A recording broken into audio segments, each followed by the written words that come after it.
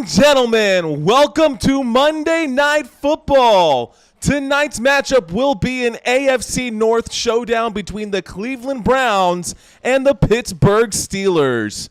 This Browns-Steelers rivalry has been played 143 times, including 3 times in the postseason, with the Cleveland Browns winning 62 games and the Pittsburgh Steelers winning 80 of those games. They also do share a tie, for whatever that means or whatever that counts to you guys and gals out there. Thank you all so much for watching this stream. My name is Mario Manuel. If you are just checking out our channel for the first time, be sure to hit that like button, hit that subscribe button. We are live today, ladies and gentlemen. Live for today's game. The Pittsburgh Steelers and the Cleveland Browns. So let's go ahead and take a closer look, a straightforward look at the history between these two teams. Now, this, in case you did not know, is the old on Monday Night Football, and this rivalry is deeply rooted in history and tradition. The Pittsburgh Steelers and the Cleveland Browns are close geographic neighbors, but they are definitely not close in spirit. They are separated by less than 150 miles. The Steelers were founded in 1933, and the Browns were founded in 1944. This rivalry between the two began way back in 1950 when the Cleveland Browns officially joined the NFL. So, of their previous 143 meetings between these two teams, the Steelers hold the lead with 80 wins, 62 losses, and 1 tie. From 1950 all the way to 1955, the Browns dominated, winning 16 out of 18 games against the Steelers. They held a 32-9 lead in the rivalry by the mid-70s, but then came the era of the Steel Curtain defense, and iconic players like Terry Bradshaw, Franco Harris, Lynn Shawn, and John Stallworth helped turn the tide in the Steelers' favor. The Browns only managed to beat them 7 times over the next 13 years. Moving into the 21st century, the Steelers firmly established themselves as the dominant force in this rivalry. They've won 38 games and only lost 9 of their 48 matchups since the year 2000. So, yeah, 38-9. I think they've definitely got the upper hand in that rivalry between the two, at least in recent memory since, the turn of the century, the turn of the millennia here. So, the Cleveland Browns are determined to break a 2-decade-long dry spell when they face the Pittsburgh Steelers on the road. The Browns have not beaten the Steelers in Pittsburgh during a regular season since 2003, and now with the chance to showcase their strength on the national level, the Browns, fresh off promise with Joe Burrow being contained and key players like Nick Chubb and Myles Garrett making really impactful plays. However, it is important to note that this success was at home, in the rain, and against a rival with an injured star quarterback. Now, on the flip side, the Steelers are looking to bounce back after a tough loss to the San Francisco 49ers, where they trailed by 20 points before even getting their very first first down. So they didn't even have a first down until after they were behind by 20 points. Pittsburgh will need their quarterback, Kenny Pickett, to improve his performance after throwing 2 picks in the previous game. Now, come on, they did play one of the best defenses in the league, and Kenny Pickett was just never really that good, so kind of frustrating, but that is the situation right now for that team. Now, the Browns have recently struggled against the Pittsburgh Steelers, but they see this as a chance to turn the tide and end Pittsburgh's 20-game home win streak on Monday Night Football games. The Pittsburgh Steelers have won 20 home games on Monday Night Football. The Steelers haven't lost a Monday night game at home since 1991. Hey, that's when I was born. The Steelers have not lost a Monday night game at home since 1991, but Cleveland is very eager to change that narrative. Now, the matchup will be a test for the Browns' rookie tackle, DeJuan Jones, who faces the monster in the middle, TJ Watt, one of the top pass rushers in the NFL. Additionally, both teams are dealing with a ton of injuries that are going to impact their lineup. Tonight, the Browns have an opportunity to put an end to their struggles against the Pittsburgh Steelers and make a statement on national television. The Steelers, on the other hand, are determined to avoid a 0-2 start and will look to their defense and Kenny Pickett for a turnaround. It is a pivotal matchup with historical implications and a lot at stake for both teams. Mike Tomlin and the Pittsburgh Steelers will run their offense through a combination of Kenny Pickett, Najee Harris, and George Pickens tonight. Officially declared out for the Steelers are wide receiver Deontay Johnson and running back Anthony McFarland. It is also worth noting that wide receiver George Pickens was limited this week with a hamstring injury in Saturday's practice, though he did not get a final injury designation heading into this game. Now let's talk about the Pittsburgh Steelers for just a second here. Let's talk about Kenny Pickett. Kenny Pickett had a challenging start to his second NFL season, throwing 2 interceptions and recording 27.5 QBR in a 30-7 loss to the San Francisco 49ers.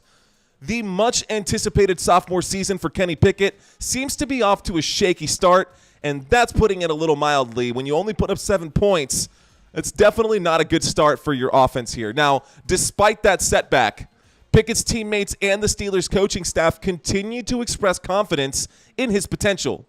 He was even named team captain before the regular season, a title that Ben Roethlisberger didn't achieve until his 5th year with the Pittsburgh Steelers. Now, this demonstrates the organization's belief in Kenny Pickett and his growth and leadership qualities, or it just shows that they're slipping and they're going to have to revoke that. We'll find out after this game. Now, while Pickett's first game of the season did not meet expectations, those who know him best have faith in his resilience and his work ethic. They firmly believe that he can rebound from a tough start and ultimately realize his potential as the Steelers' starting quarterback. The NFL season is a marathon, y'all. It is not a sprint, and one challenging game does not define a player's career or a team's trajectory. In 2022, Kenny Pickett did have a decent rookie year. Among his rookie peers, he finished first in big-time throws, first in rushing grade, and second overall grade according to Pro Football Focus. But still, he's only managed to score 10 total touchdowns in the 13 games that he's played. Now, I'm not convinced that Kenny Pickett is that guy just yet. Their game with the Steelers tonight facing the Cleveland Browns defense that did pretty well in that first week. Now let's talk about the wide receiver core here, and let's talk about the offensive pieces that the Pittsburgh Steelers have. So tonight, the likely number 1 wide receiver for the Steelers offense is going to be George Pickens. Pickens will be looking to score today and make up for his quiet Week 1 performance where he only caught 5 of 7 passes for 36 yards and 0 scores. In his defense, quarterback Kenny Pickett did struggle to move the ball against the 49ers. But last year, in 2022, George Pickens caught 52 passes for 801 yards and 4 scores. Now, those are hardly wide receiver 1 numbers, I know. And with Deontay Johnson sidelined for tonight's game, George Pickens will probably see an uptick in targets, as will Allen Robinson and Pat Freiermuth. I think too many people are remembering George Pickens' flashy catches from last year and not his actual production. So just to bring that up, he did not even have 1,000 yards last year. He only caught 52 passes, and he only scored 4 times. So where will the offense be focused today? Chances are there's going to be a lot of ground game, and I think the tight end might get targeted quite a bit here today as well. Pat Freiermuth, in his 6th season in the NFL, is going to look to make some splashes tonight. Now let's talk about Najee Harris, because he is going to be the main running back for the Pittsburgh Steelers. Najee Harris is gearing up for his 3rd season with the Pittsburgh Steelers. There have been some talk about Jaylen Warren, the up-and-coming second-year running back, affecting Harris's performance, but their history on the field tells a completely different story, y'all. One big advantage for Harris this year is his improved physical condition. He's completely recovered from last year's foot injury, and he took a little more measured approach during this training camp, allowing Warren and Anthony McFarland to take a little extra work. The Steelers are carefully managing Najee Harris's workload to keep him fresh for this upcoming season, but I think they're going to have to ditch that today, especially with their wide receiver game missing players here. So this looks like it's going to be a very close game, ladies and gentlemen. We are about 20 minutes away from kickoff here. Players warming up on the field.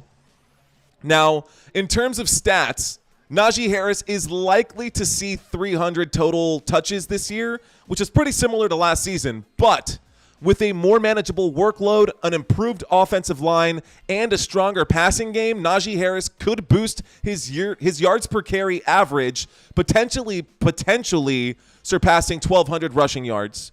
Now, while his reception count might dip slightly, Najee Harris remains a crucial part of this passing game with expectations around 30 to 35 catches. Moreover, he's poised to score more touchdowns this season, especially with increased opportunities in the red zone. Overall, Najee Harris appears to be set for a solid season with projections of approximately 1,500 total yards and 12 total touchdowns. Considering the Steelers' offensive talent, he might even exceed these expectations. So, if Deontay Johnson was in this game, I would probably favor the Steelers maybe just a little bit. But I think Myles Garrett is going to get out there and do his thing. Myles Garrett is going to have an awesome game today. At least in my opinion, I think that's the way that it's going to go down. Let's go ahead and talk about the Browns here for just a second. Let's take a look at the Cleveland Browns, ladies and gentlemen. All right. During his last season with the Houston Texans, this is way back. We're talking about Deshaun Watson right now. During his last season with the Houston Texans, before sitting out for a year, Deshaun Watson led the entire NFL with a massive 4,823 passing yards and a career-high 33 passing touchdowns. He was also the most efficient he has ever been, setting new career highs with a 70% completion percentage and a 112.4 passer rating. Deshaun Watson, here's the bad side to this. He had great numbers as the starting quarterback in Houston. But Deshaun Watson, before starting for the Cleveland Browns, served an 11-game suspension imposed by the league after more than 24 women accused him of sexual misconduct during massage appointments. So that is why he was suspended for 11 games. Deshaun Watson actually reached a confidential settlement with 23 of those 24 women who filed civil lawsuits against him.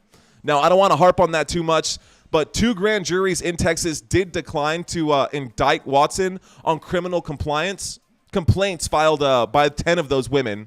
Now, Watson did express remorse and apologized publicly to the affected women in August of 2022, but he's still a garbage human being. So even though Deshaun Watson is a garbage can human being, he will be leading the Cleveland Browns offense tonight and start the spearhead of that offense. There are a couple, right? This is a pretty high-powered offense, whether you want to say so or not.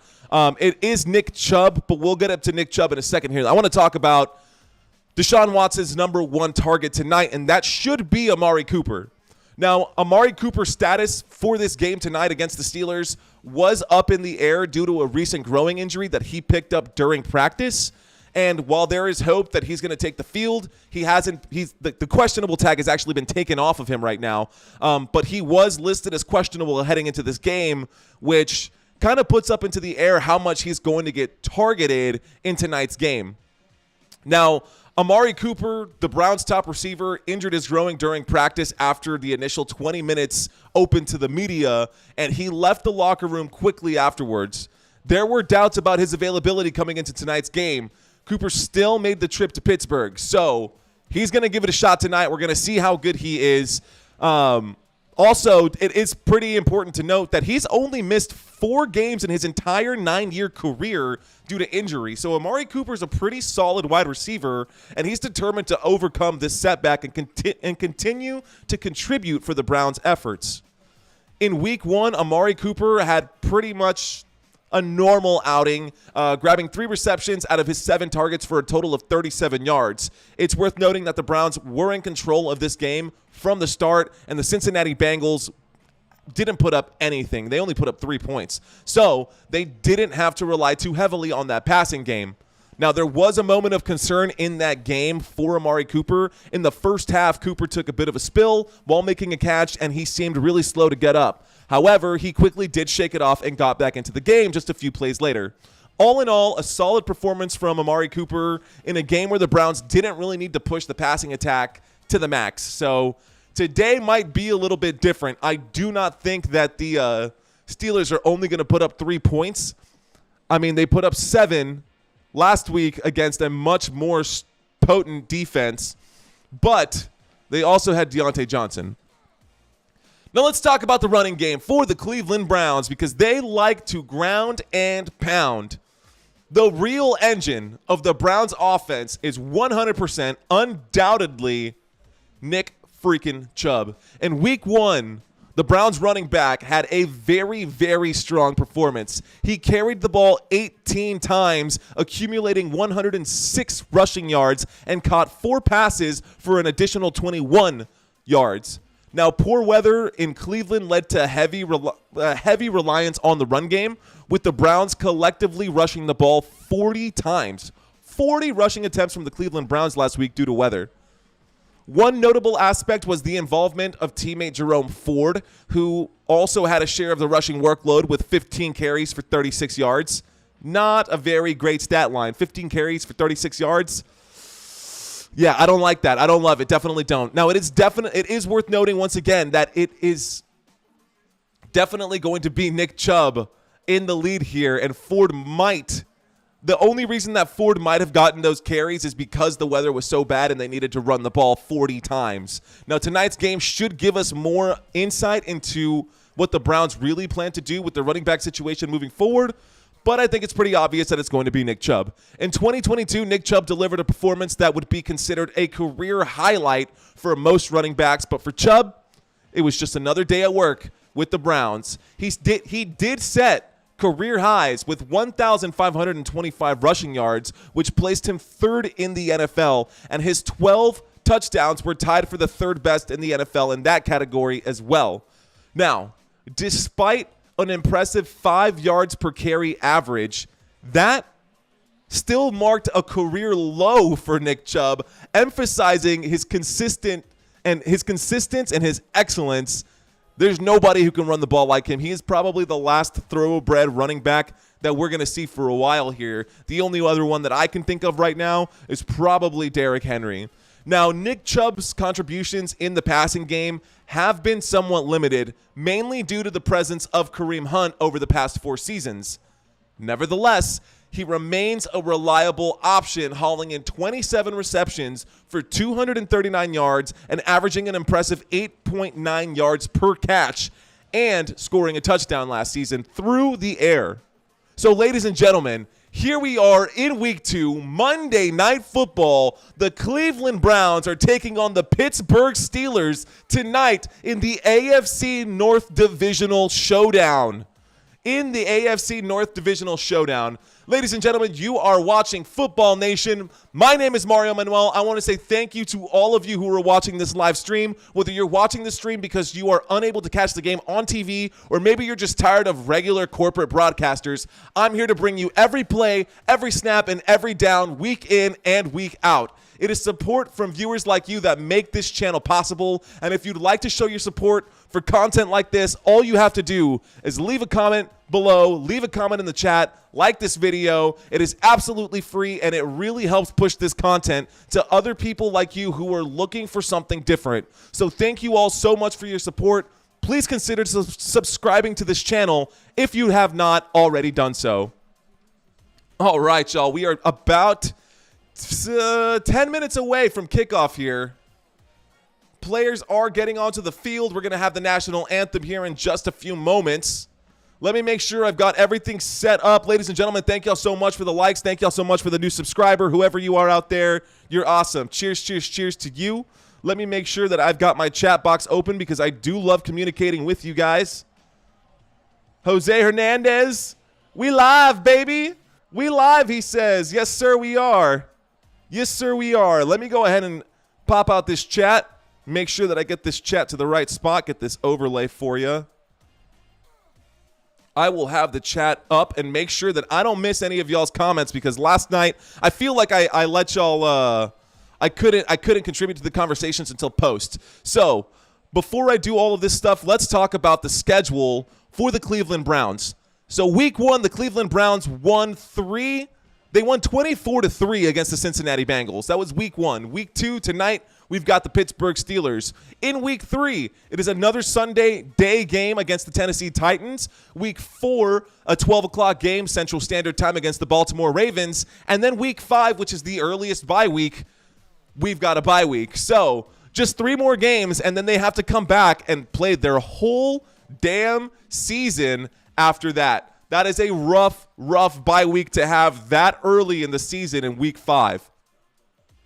On the other side, the schedule for the Pittsburgh Steelers. They lost to the San Francisco 49ers last week on Sunday. They lost 7-30.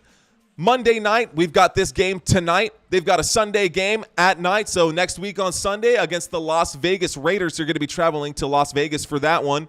Week 4, they're going to be in Houston and playing against the Houston Texans during the day. Week 5 on Sunday, we've got a Baltimore Ravens game at Baltimore as well. Actually, that one's going to be at home on week 5. And then a week 6 bye for the Pittsburgh Steelers. Now, weeks 5 through week 9, there are going to be a lot of bye weeks, so make sure that you keep your eyes on your fantasy rosters because you don't want to miss those bye weeks.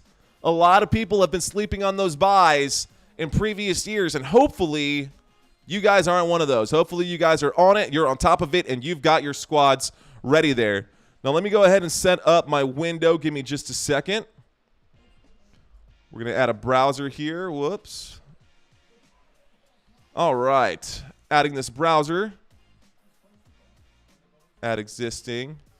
Actually, this should be this one here. Live chat. Live chat. Let's turn this sucker on. Should be it right there. Going to make this adjustment and blow this up. Okay. All right. That's the wrong way with this. Let's go down this way. What do we got, ladies and gentlemen? Oh, what are we watching here? This is not what I was expecting. What is this? Hey. Okay. These are highlights. This is not what I was looking for, ladies and gentlemen. Not what I was looking for. Give me 1 second, and I'll get this fixed for you.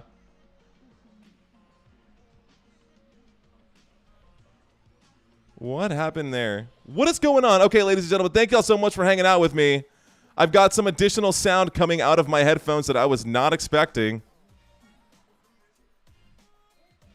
Okay. Let's see where that's coming from. Let's see where that's coming from. Okay. I've got 4 YouTube tabs open, so that's probably what it is. Let's open up one more and get my channel up on my own page. Da-da-da-da-da. All right, ladies and gentlemen, we're just a few minutes away from kickoff. I am just putting on the final touches on this stream so I can get you guys exactly what y'all are looking for. My name is Mario Manuel. Thank y'all so much for watching. Son of a boop. For whatever reason, it saved a URL onto my page, and that's not what I was looking to get. Once again, thank you guys for the subscribers. That's 2 more tonight. Thank y'all so much. Thank y'all so much. Cool. Let me get this chat popped out one more time. And now this YouTube page should be good to go. Got the overlay. Odelay. Here we go. That can't be right. Is that the right one? Where do we go here? Yeah, that's definitely not the right one. I don't know. I don't even know what this is. This just keeps popping up. This ain't my page. This is not the one that I pulled up. So let's go ahead and delete that. And let's try one more time. The 4th time, 5th time. Is that what we're going to do this? Because I can't seem to get it right. Okay, here we go. Getting set up here. Is this the right one? Come on, baby. DraftKings betting time. Any suggestions? Well, I do think that right now the Cleveland Browns, in my opinion, are going to be the better team. I think this defense might stand up to the Pittsburgh Steelers. I know we've probably got a lot of Pittsburgh Steelers fans watching this stream right now. I wouldn't be surprised if most of the people watching this stream right now are rooting for the Pittsburgh Steelers. But so far right now, it's kind of hard to tell. I do think that Nick Chubb is going to end up having himself an awesome game. And it doesn't matter because defenses can stack the box against Nick Chubb. Defenses love to stack the box against Nick Chubb, and Nick Chubb just says, bring it on. The dude's lowest, career low, average yards per carry he had last year, and he was still averaging 5 yards per carry. So I would definitely, absolutely set him in a lineup. Now, it is crunch time, so if you haven't set your lineup yet, you may want to do so. There we go. We live, baby. Woo football. There we go. We've got it back up. We're rocking and rolling now. Now we're cooking. Okay, thank y'all so much for being here, ladies and gentlemen. I am going to make my adjustments. We've got players on the field. Looks like we're about to see the kickoff, y'all. Just a second here. About to see kickoff in just a second. Looks like we've got players lined up on the field now. Oh, yeah, it's getting ready to start. It's going to go down. It is going to go down. Here we go.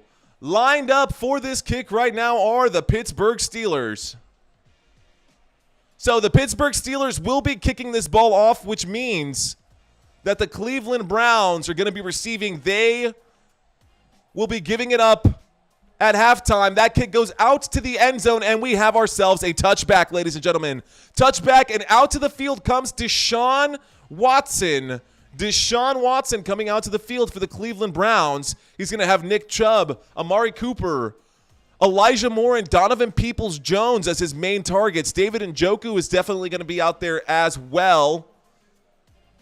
Not that anybody really cares, but Deshaun Watson did just turn 28 years old 4 days ago. 28 years old 4 days ago. So here we go. Empty backfield to start the game right now. 1st and 10 on the 25-yard line. There's the snap. Deshaun Watson looks left. Deshaun Watson throws left, and he's going to throw an interception on his very first throw of the game, and that's going to come back, and that's going all the way for a pick six on the first play of this game. And that is not at all what I was expecting. You have got to be kidding me. Oh, my gosh. Wow. That ended up being a tip drill. His intended receiver looked like the second tight end, Harrison Bryant, on that one, and he bobbled that pass, and it got stolen and taken away, and wow, not what I was expecting. So already now, if you've got the Steelers defense in your fantasy lineups, you're already killing it. You're probably already having a great day. Let's see what kind of game this ends up being. A point attempt to come. The score is now 7-0, and we are 9 seconds into this NFL game. 7-0, 9 seconds into this game, ladies and gentlemen. Holy smokes.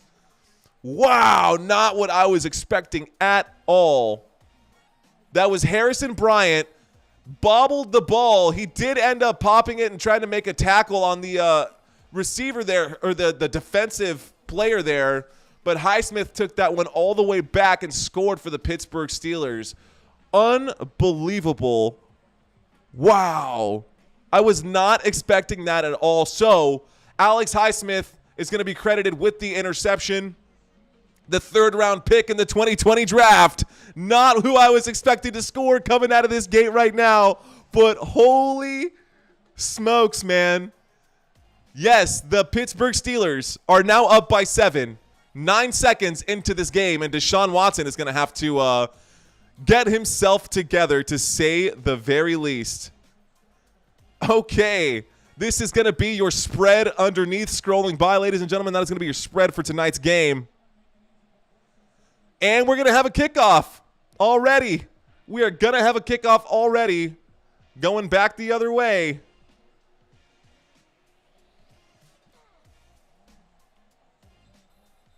And that's going to be a touchback, ladies and gentlemen. So now we have ourselves a touchback here.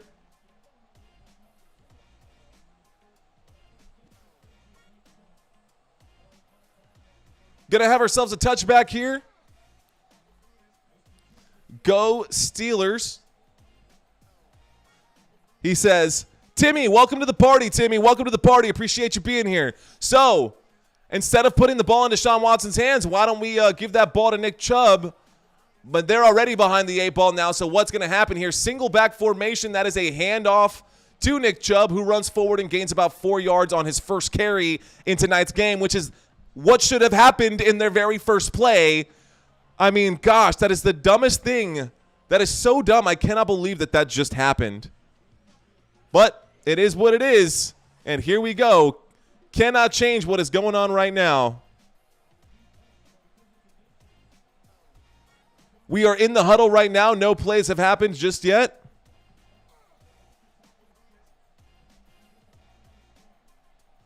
Okay, Marquise Goodwin to the bottom of the screen right now. He's finally getting some playing time. His first season with the Cleveland Browns. 2nd down and 7 coming up, ladies and gentlemen. 2nd down and 7. Okay, once again, I am having issues with my chat. That is something that I'm going to have to figure out for my future streams. But for now, we're here. I don't know what the delay is. We've got a huge delay right now. Nothing is going on at this moment. Here we go. I'll go ahead and bring up that whole chat. What is going on here? There we go. Can't really read that. Anyways, not important. Shotgun formation, ladies and gentlemen. Shotgun formation. There's the snap. Deshaun Watson looks left. Deshaun Watson winds up and he throws underneath. That is going to be good. So his first completed pass goes for about 6. That's going to bring up a 3rd down and 2. So 3rd down and 2 coming up in just a second here. 3rd and short. 3rd and short.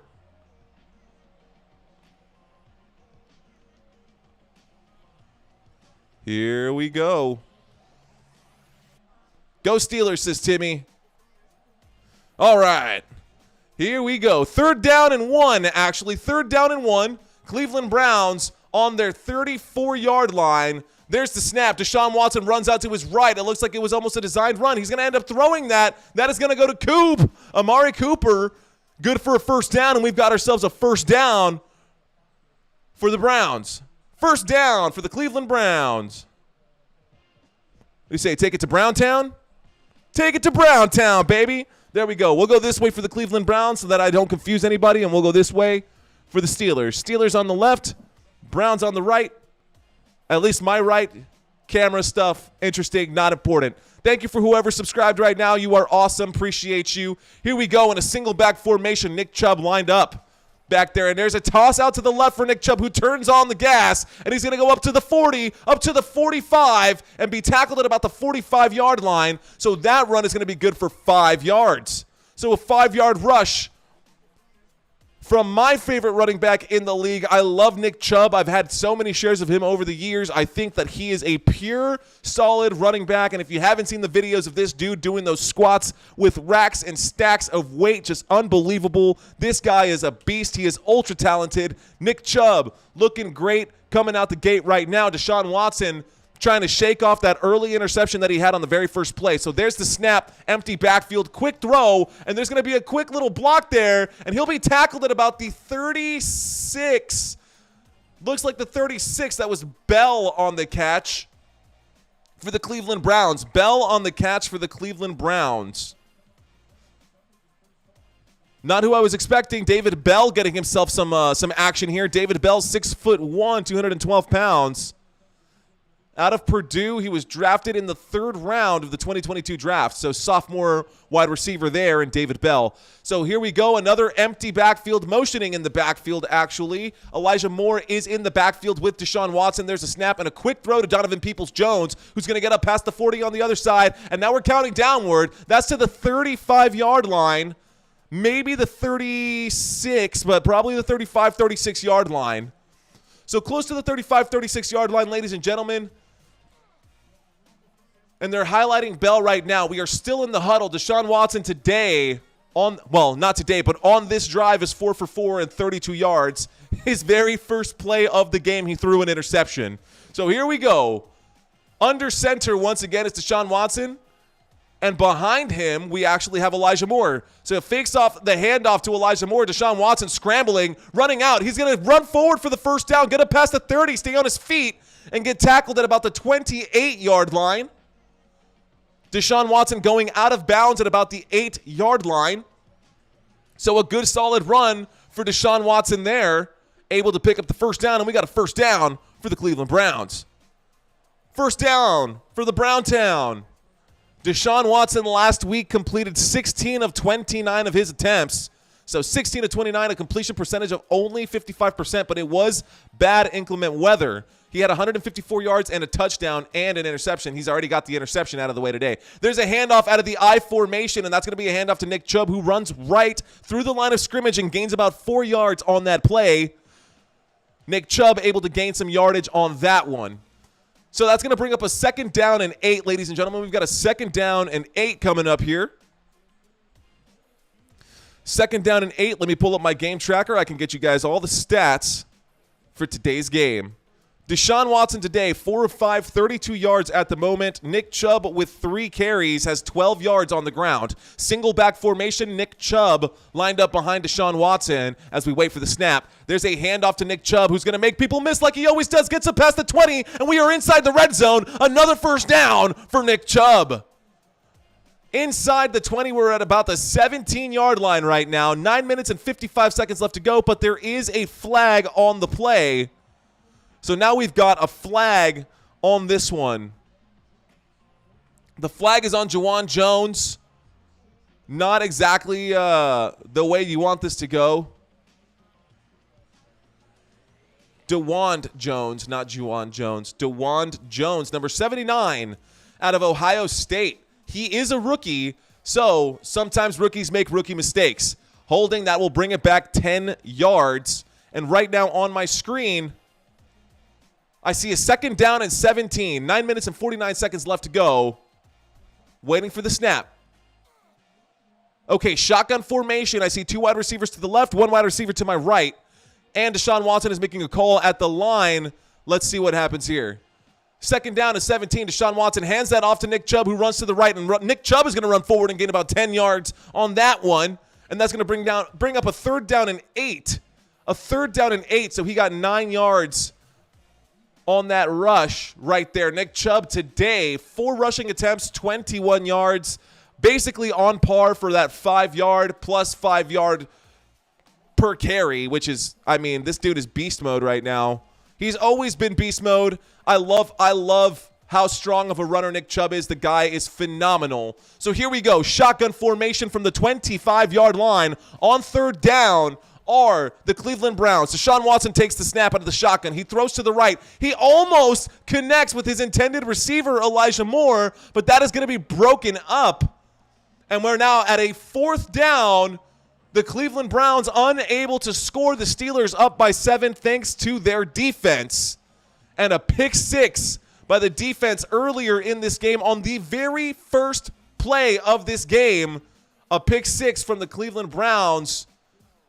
Pittsburgh Steelers took that one to the house. That was a throw out to the right-hand side that was intended for Elijah Moore. That was an incomplete pass. So here we go on a 43-yard attempt. There's the snap. There's the kick. The kick is up. The kick is straight through the uprights. So 3 points going to the Cleveland Browns. Cleveland Browns are now on the board. The score, ladies and gentlemen, is 3-7. 3-7 as we go into a commercial break. And when we get back from the break, Kenny Pickett will have his first attempt against a divisional rival in this game, this matchup between the Browns and the Steelers. Shout out to the Steeler fans who are in here watching this right now. I appreciate you guys watching this. Actually, in case you did not know, the Steelers, the Pittsburgh Steelers, are one of the top 10 most followed teams in Instagram right now. They are one of the top 10 most followed teams that are in the NFL. So, I mean, that's a pretty good ranking, at least I would say. So,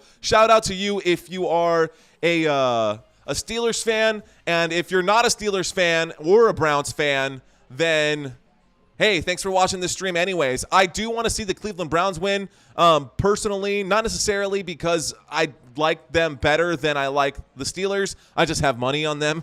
So I took the bet. Don't know why. It is what it is, but that's where we're standing right now. I personally don't know Deshaun Watson to that level, but I don't like his character as a human being, and I don't think that he deserves to be praised, even if he does have a good season, just based off of all the stuff that had happened. But thank y'all so much for watching this stream. Thank y'all so much for being here. My name is Mario Manuel. Right now in this game, the Browns 3, the Steelers 7.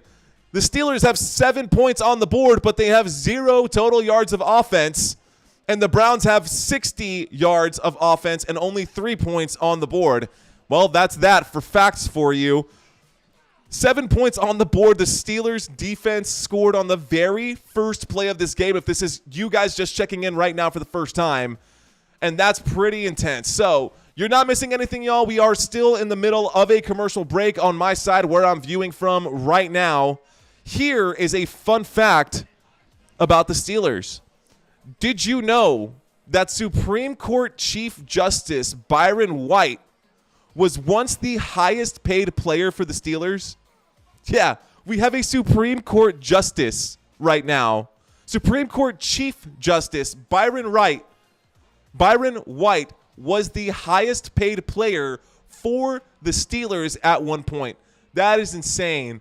Anyways, they're showing the other game that is running right now side by side with this one. That is the Carolina Panthers and the New Orleans Saints. And Derek Carr just threw an interception in that game. But back to the game right now at hand with the Steelers and the Browns. The Browns getting ready to kick this one back to the Steelers after scoring 3 points. So there's the kick. The kick is up, and away. That will be picked up out of bounds, looks like. He should have just let that one go, but he decided to grab that one like an idiot, and that's where they're going to start. So the Cleveland Browns on kickoff were able to get the Steelers all the way back inside of their own 10-yard line. What are you doing? Oh, my goodness. He should have just let that one go. That was Gunnar Olszewski. Gunnar Olszewski decided to make the catch at the 9-yard line and then fall out of bounds when he should have just let that bounce out of bounds. It was clearly going out of bounds, and that would have put them starting much closer. I mean, what are you doing, buddy? Yeah, you're probably he's getting a talking to on the sideline like a child because he made a stupid idiot move. Shotgun formation. Kenny Pickett takes a snap. He throws and connects with his intended receiver there. That's Allen Robinson the second. Allen Robinson able to get a first catch on the board right now. Allen Robinson was drafted by the Jacksonville Jaguars back in 2014. Fun fact about Allen Robinson there. He was the second-round pick 61 overall, hailing out of Penn State, 6'2", 210 pounds. I expect him to have a pretty good game this year. So here we go. Shotgun formation. We do have motion in the backfield. Here we are waiting for the snap. There it is. Kenny Pickett looks right. Kenny Pickett throws right. And that's going to be batted down to the ground. Incomplete pass on that one. We've got a 3rd down and 3 on the Pittsburgh Steelers. Looks like the 16-yard line. 3rd down and 3 coming up right here, ladies and gentlemen. 8 minutes and 16 seconds left to go in this first quarter. So a throw and a great swat. I mean, that was a solid batting right there from number 21 on the defense. 21 is Denzel Ward. You expect nothing less out of Denzel Ward. Shotgun formation. 2 wide receivers left, 1 to the bottom. Najee Harris on the field at this moment. Kenny Pickett throws an interception himself. That's going to be intercepted. Kenny Pickett off to a bad start, and that's kind of more like what I was expecting out of the Browns today. Not Deshaun Watson's mistake there. Garrett Wilson, not even relevant on that play. That was an interception. The Cleveland Browns now have the ball. There are no flags on that play. That was Grant Delpit out of LSU, second-round pick in the 2020 draft, who picked that one off. He was playing linebacker there, and he looked really good doing it right there. The safety, the strong safety who dropped down to be the outside linebacker, able to come inside and pick that one off. Excellent defensive play. And now the Cleveland Browns are on offense. Shotgun formation. Deshaun Watson takes the snap from the 21-yard line. Deshaun Watson in trouble. Deshaun Watson gets sacked back behind the 25-yard line. And so that's going to back them up to about the 24. That's going to bring up a second down. Second down and 17 on the Pittsburgh Steelers 26-yard line. That's what I'm looking at right now. Deshaun Watson gets sacked on that first down play. Let's see what they dial up on this play here coming up now. So a little celebration happening for the Steelers on that side. Shotgun formation once again. There's the snap. Deshaun Watson looks right. Deshaun Watson throws left. That's underneath. And a big hit almost immediately, gains only 1 yard on that one. And that was David Njoku with the catch. So David Njoku finally in the catch column, but not really going anywhere. So a third down and 16 from the Pittsburgh Steelers 25-yard line. I mean, they are in the red zone. What are they going to do? Well, they're 5 yards outside of the red zone. Right now, on the other game, happening in the other game, the Carolina Panthers are in the red zone. They're trailing by 3 in that secondary game. So here come the Cleveland Browns. Empty backfield, 5 wide. There's the snap. Deshaun Watson looks left. Deshaun Watson throws left, and that's going to be incomplete. Once again, the intended target, Elijah Moore, and that will bring up a fourth down, 4th and 16 on the Pittsburgh Steelers 25-yard line. What will the Browns do now? It's pretty obviously a punting situation. You're not going to go for it on 4th and 16 unless you're playing Madden with your buddies and you're up by like 12 or 50, sorry. A 43-yard attempt coming up right here from Dustin Hopkins. He's 66 of 80 in his career and an 83% field goal kicker from the left hash. Here's Dustin Hopkins. There's the snap, the hold, the kick. The kick is, oh my goodness, yielded out to the left. And he pushed that kick out left. And we have no extra points from Dustin Hopkins here. So Dustin Hopkins with a missed field goal attempt. The score will stay 3-7. And the Pittsburgh Steelers will take over on downs after a missed field goal on the 33-yard line. So 1st and 10. On the Pittsburgh Steelers 33-yard line, going the other way now. Can you imagine that? That is the case in this moment. And ladies and gentlemen, thank y'all so much for watching the stream. My name is Mario Manuel. You guys are awesome. Let me make sure that I can get this stuff back up for you guys. Go Steelers, says Timmy. Matt says O-line has to protect today. How are you watching? ABC? Why won't it show up on TV, says Nancy. So I'm actually, believe this or not, I'm actually using YouTube to watch this game. In San Antonio, Texas. I'm coming at you guys from San Antonio, Texas. This game is also a local broadcast on KSAT 12 for anybody who's here in San Antonio who's watching the game. But that is how I'm catching this game. And hopefully you guys are at least able to catch a piece of it or get a little bit of the energy from this game coming up through me. That's literally the whole point of this live stream, is to get you guys the best video commentary that I can get y'all right now without getting taken down right now. I had to mute you, Mario. You've obviously never played football. Well, thank you, Kirk Miller. I do actually officiate football, so, you know, got to just shut you down there. But, you know, you're still here watching, right? So thanks, man. Cheers to you. Anyways, Nancy, it won't show up on the game right now. Will not show up on the game right now. But we are in a commercial break, ladies and gentlemen. We are in the middle of a commercial break. These are all of the scores scrolling underneath for you guys. These are all of the scores scrolling underneath for this week right now. Cheers. Cheers to you, Christina. The scores for week 1. The Seahawks 37, the Lions 31. Seahawks won that game. Won by 6 on that. The Bears lost to the Buccaneers. Look at that. The Buccaneers are now 2-0. Baker Mayfield taking down some big names right now. Taking down Justin Fields. Also taking down DJ Moore in that game. So on the other side, ladies and gentlemen, the score It looks like after a fumble, the Carolina Panthers fumbled the ball inside the red zone in the other game for tonight. And unfortunately, they lost possession there. So that means that the New Orleans Saints are going to be taking over on the other side here.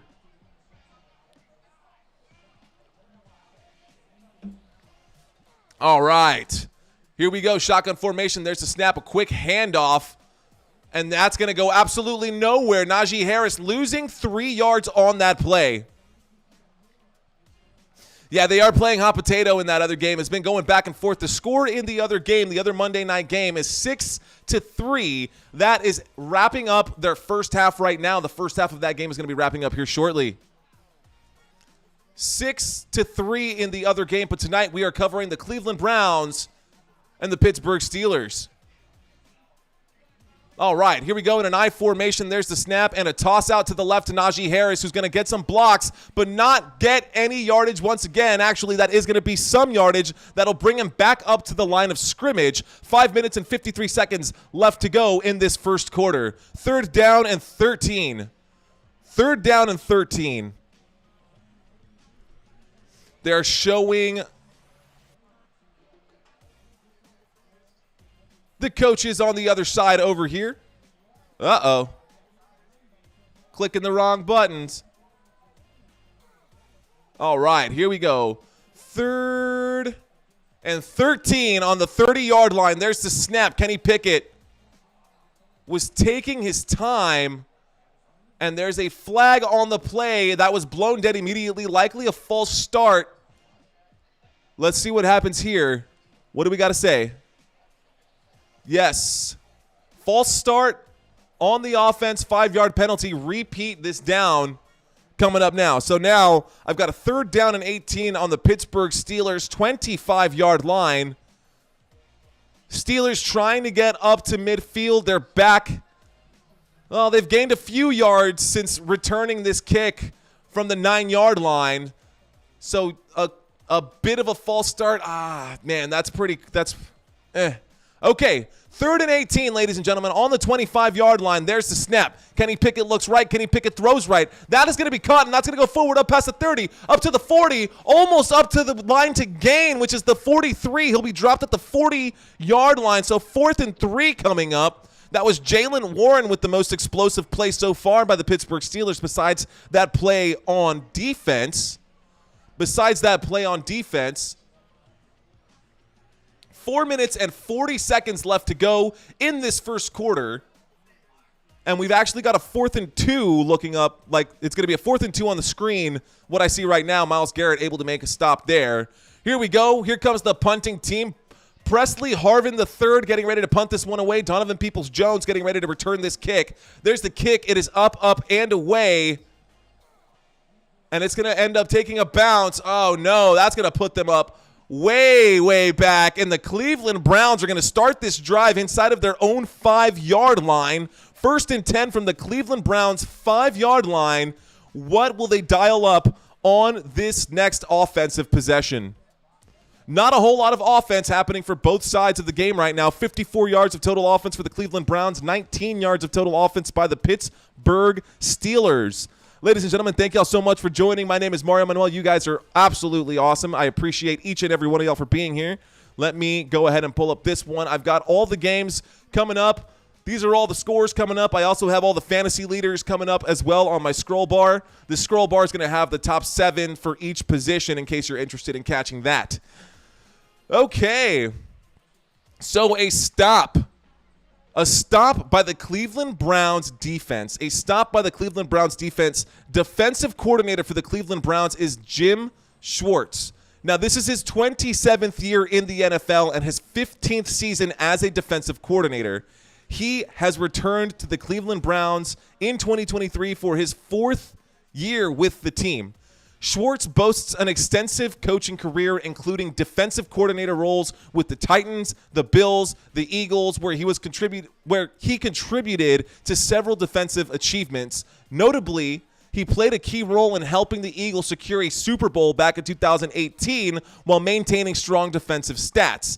Defensive coordinator right now for the Cleveland Browns is Jim Schwartz, the ex-defensive coordinator for the Eagles. During his tenure as defensive coordinator, Schwartz has guided 7 different defensive linemen to double-digit sacks in a season, totaling 8 occurrences. His impactful coaching has led to top-ranked defenses in various categories, such as rush defense, third down defense, and points allowed. Several players under his guidance, including Fletcher Cox, Malcolm Jenkins, Brandon Graham, earned Pro Bowl selections. Schwartz's NFL journey began as a defensive assistant with the Baltimore Ravens way back in 1996, followed by roles with the Titans, the Browns, college Pro Bowl, and he was a college pro scout.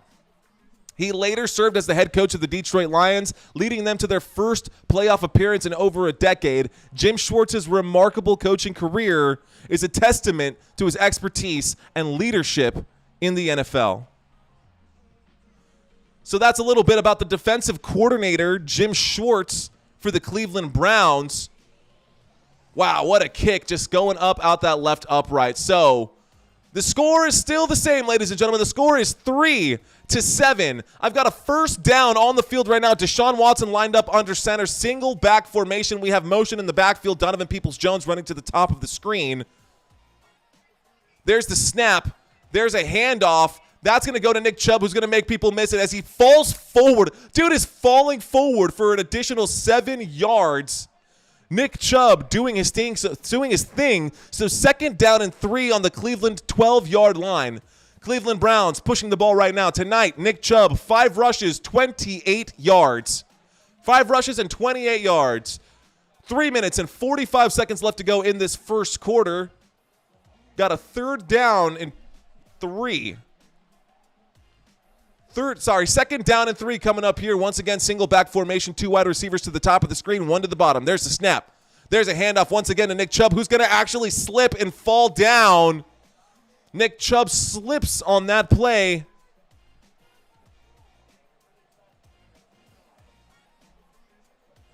Uh-oh. I clicked a button, and it kicked me off here. And my phone, apparently I've been watching a YouTube video on my phone this whole darn time. So Nick Chubb slips there. Nick Chubb unable to make anything happen for himself. And here we go. Third down and 4, ladies and gentlemen. Deshaun Watson in a shotgun formation. Running back standing to the right of him.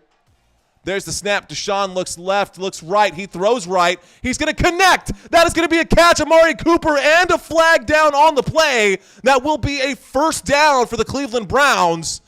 Let's see if they're going to decline this one or what's going on. It looked like a pass interference on Peterson.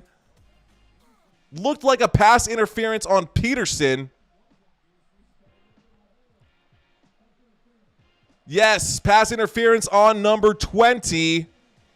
Patrick Peterson, that is going to be declined. Patrick Peterson out of LSU wearing number 20. First round pick in the 2011 draft, so he is a veteran. He knows better, but you know what? Containing Amari Cooper is easier said than done. So here we go. First down and 10 on the Cleveland Browns. Looks like their own 28-yard line. There's a snap and a handoff to Nick Chubb, who goes forward, gets it past the 30, past the 40, up to the 50, and tackled right before the midfield mark. So he is going to be tackled at the 48-yard line. A big, big run for Nick Chubb, and a first down for the Cleveland Browns. First down for the Cleveland Browns. Good, solid run. Nick Chubb he will get the handoff right there and end up going through that A-gap, running right up the hashes, getting tackled just on that on the right hash there. Big stop by the defense to not let him take that one all the way to the house. Here we go, single back formation. There's the snap and a handoff. And that's going to Nick Chubb again, who gets past midfield and gets dropped at about the 48-yard line on the other side. So down on the 48 on the other side. Looks like that's actually closer to the 43. And that's going to bring up a second down and 1. So on the 43-yard line on the other side of midfield, we are now in Steelers territory.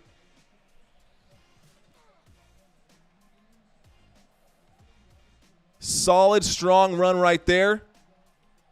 Nick Chubb coming out to take a break on this one. There's a snap and a handoff to Jerome Ford, who's going to run forward, and it looks, they're not. The officials are not going to give him that first down. So here we go. We've got a 3rd down and 1 on the Pittsburgh Steelers 43-yard line, trying to get the first touchdown on the board for the Cleveland Browns. Trying to get the first touchdown on the board for the Cleveland Browns. So Amari Cooper is in, and it looks like Nick Chubb is coming back in as well. We are in the huddle right now. Deshaun Watson hanging onto his helmet, trying to listen for the play call from the sideline.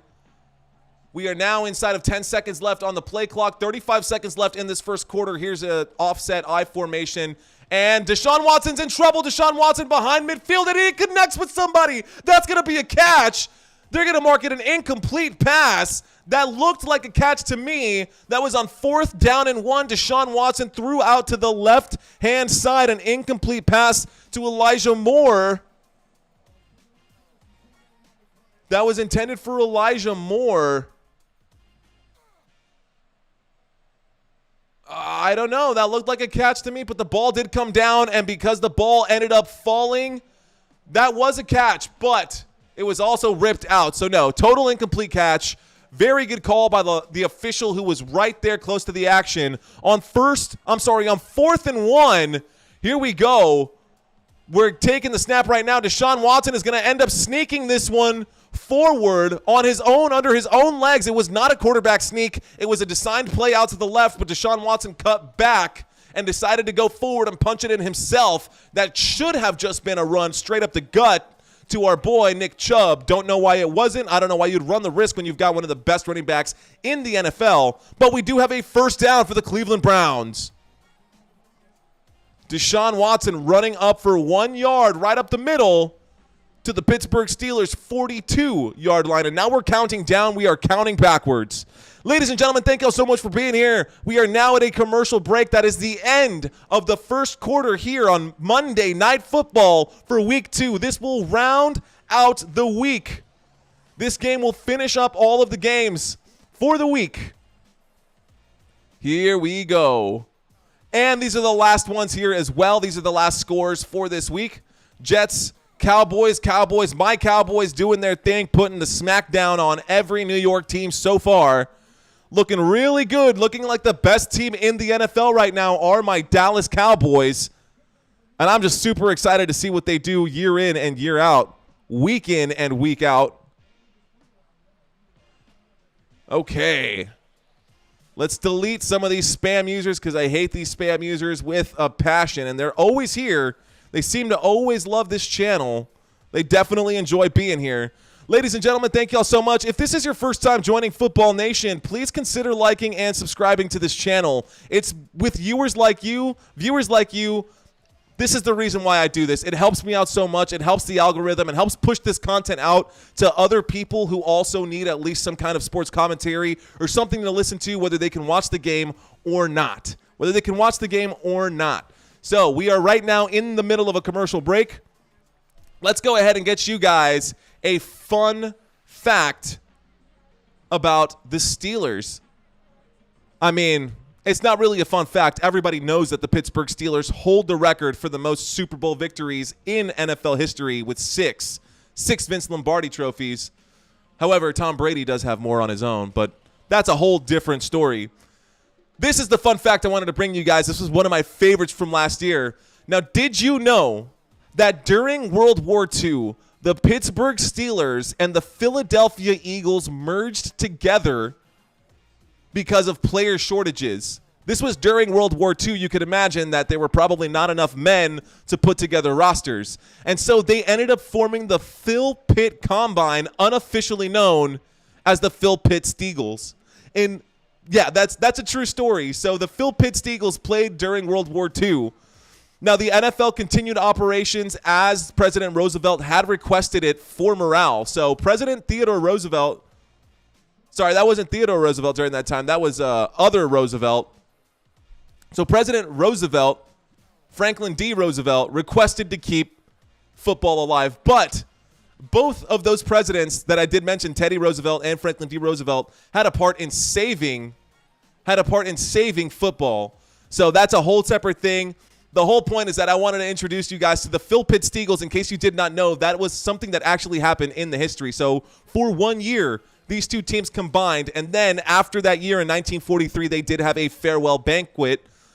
So in the following seasons after that, they split up and they went back to their own identities. But I thought that that was super, super cool that even during times of war, the president knows that people need to be entertained and that morale needs to be sustained and kept up.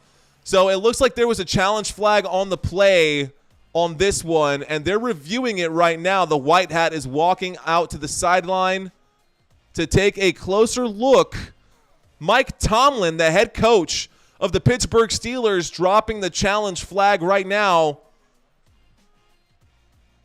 And this is what's starting out the second quarter. So right now the full clock is on for the second quarter. This is in between quarters. I don't know why they didn't think about it in that time between. But Deshaun Watson rushing forward, does his knee touch? I mean, that's pretty clear, man.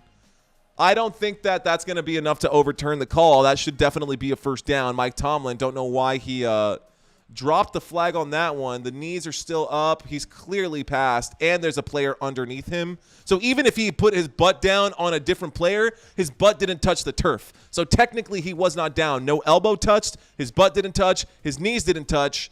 So that he should still be up, and he crossed that line to gain during that play.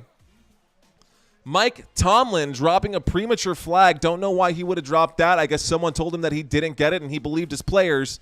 But Mike Tomlin, back in January 2007, is when he stepped into the role of the Pittsburgh Steelers head coach, making history as the third head coach of that franchise, of the Pittsburgh Steelers, since 1969 at the age of 34. So at the age of 34 back in 2007, Mike Tomlin became the head coach of the Pittsburgh Steelers. Now that youthful energy, instead of some of the much older coaches that we have in the NFL, turned into immediate success as he became the NFL's youngest head coach to both participate in and win a Super Bowl, achieving this milestone in just his second season with the Steelers, emerging victorious in Super Bowl 48. 43. Math is off. 43. Yeah, that was... I remember when they won that Super Bowl. I was actually a sophomore in high school. Pretty sure that's when that was. Yeah, that was right. Yeah, that was a sophomore in high school. Okay. Tomlin's coaching tenure, spanning an impressive 16 seasons, is marked by consistency and excellence. Under his leadership, the Steelers have clinched 7 AFC North titles and reached the playoffs a remarkable 10 times, including 2 Super Bowl appearances. This is all under Mike Tomlin. Now, what sets Tomlin apart is his unmatched record of never having a losing season, a testament to his ability to inspire and lead his team through both victories and challenges. Now, beyond the wins and losses, Mike Tomlin's influence extends to player development.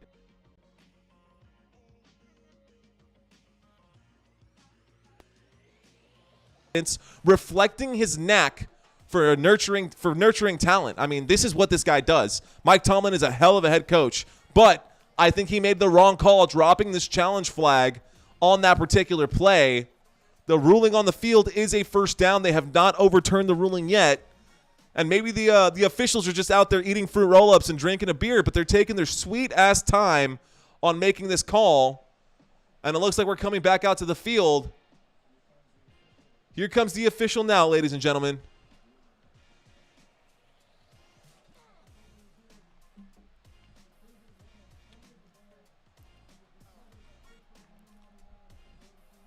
Wow. So it wasn't the line to gain.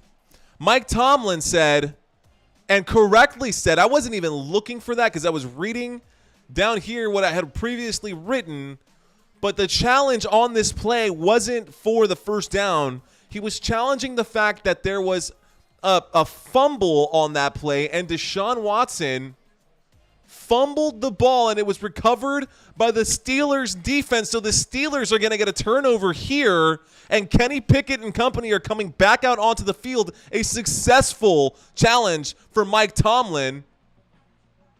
And a good call. So like I was saying earlier, he was down, or he had his bottom on another player in that moment.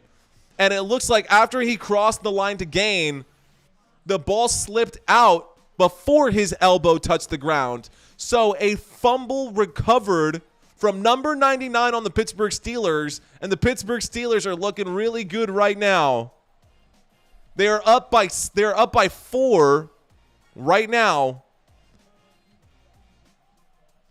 I mean, I could not see. Maybe they had a different view, but what we were shown on the screen, you could not see the fumble, so I wasn't even looking for it. Whatever the other officials had, it was. So we've got motion in the backfield, and it looks like there was either a false start or a huge neutral zone infraction there. He might have gotten them to bounce. False start. Offense. Number 76. So, Okorafor being called with that one. Definite false start. I mean, wow, that right guard just absolutely got pushed back so hard on that play. So first down and 15 coming up for the Pittsburgh Steelers. The Pittsburgh Steelers on offense right now. I've got a first and 15 on the Pittsburgh Steelers 37-yard line. Steelers driving right now. So the first quarter has not even ended. 22 seconds. There's the snap. We look left. Kenny Pickett decides to change his mind and throw right. Oh, and there's a fumble there. It looked like that was a catch and a fumble. That might be an incomplete pass. Oh, but a fumble the other way. Oh, my goodness, and they're bobbling the ball left and right, and this ends up falling out of bounds. What on earth did I just witness? Is this going to count as an interception or as a fumble? It could be an incomplete pass. Let's see what the ruling on the field is. Talk about sloppy football. Wow. There is a fumble, a catch, a fumble, another fumble, another fumble, and then it gets pushed out of bounds. So first down for the Browns. Here's the play. There was a quick throw. Kenny Pickett made that throw, a short pass. I don't know that he had possession. They might challenge that again, but you only get one coach's challenge. Maybe the booth will review. So he tucked it. He did make a bounce. Yeah, there was a football move. He tried to juke there. I think that was a football move. And the guy who made the reception on the initial kickoff that started the Steelers on the 9-yard line when he should have just let that go out of bounds, that one was Gunnar Olszewski. Gunnar Olszewski has the catch and also commits the fumble. So Ward there blowing him up on that initial hit. Ward there to just smash his lights out. And that's going to be a catch and fumble. Denzel Ward again. 26 years old out of OSU. Looking really good. The former first-round pick, 4th pick overall for the Cleveland Browns. Making a big play there. And Grant Delpit being a part of that one as well. The left cornerback and the strong safety making some good moves in this game. All right. So, after all that mess, after we had an entire commercial break and the clock literally said second quarter, wow, there was a fumble there and a recovery, but then it ended up bouncing off of someone. I mean, I cannot explain. I can't put that into words. Hang on. Let me watch that one more time because that was ridiculous. So here we go. We get a fumble from one side. Browns fumble the ball on the return. It gets – we'll get back to that. I'll break that one down later for y'all. There's the snap and a quick handoff to Nick Chubb, who's going to get through a hole here and get up to the 20-yard line.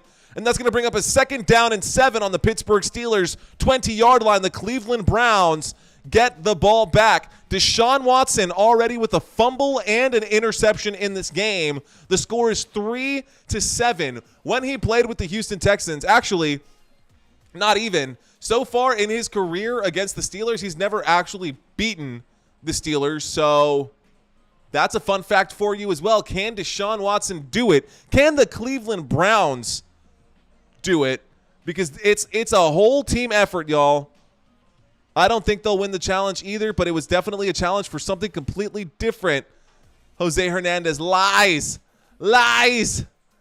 I mean, so the challenge, once again, that challenge was not challenging the possession of the ball, but I did not see that fumble happen.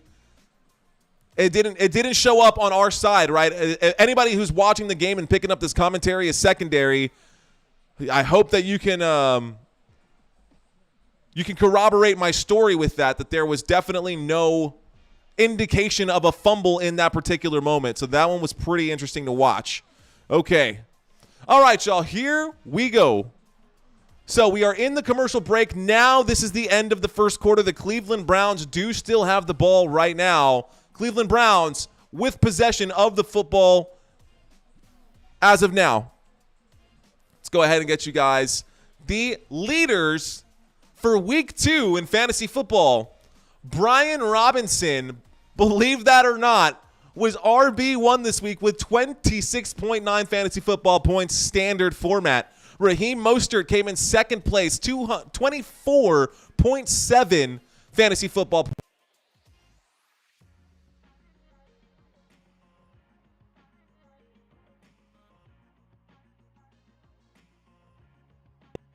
Of that list every single week. I mean, probably some of the fewest names that you would expect to see on this list, but very, very interesting. Saquon Barkley this week ended up as the RB number 5 in standard format, 21.2 points, but he did sustain an injury, and it's possible that he's going to miss some time. He's going to probably miss some time, so if you are playing against an owner, Saquon Barkley owner, make sure that you check that lineup and check that matchup, and make sure that you don't tell your league mates exactly what's going on here.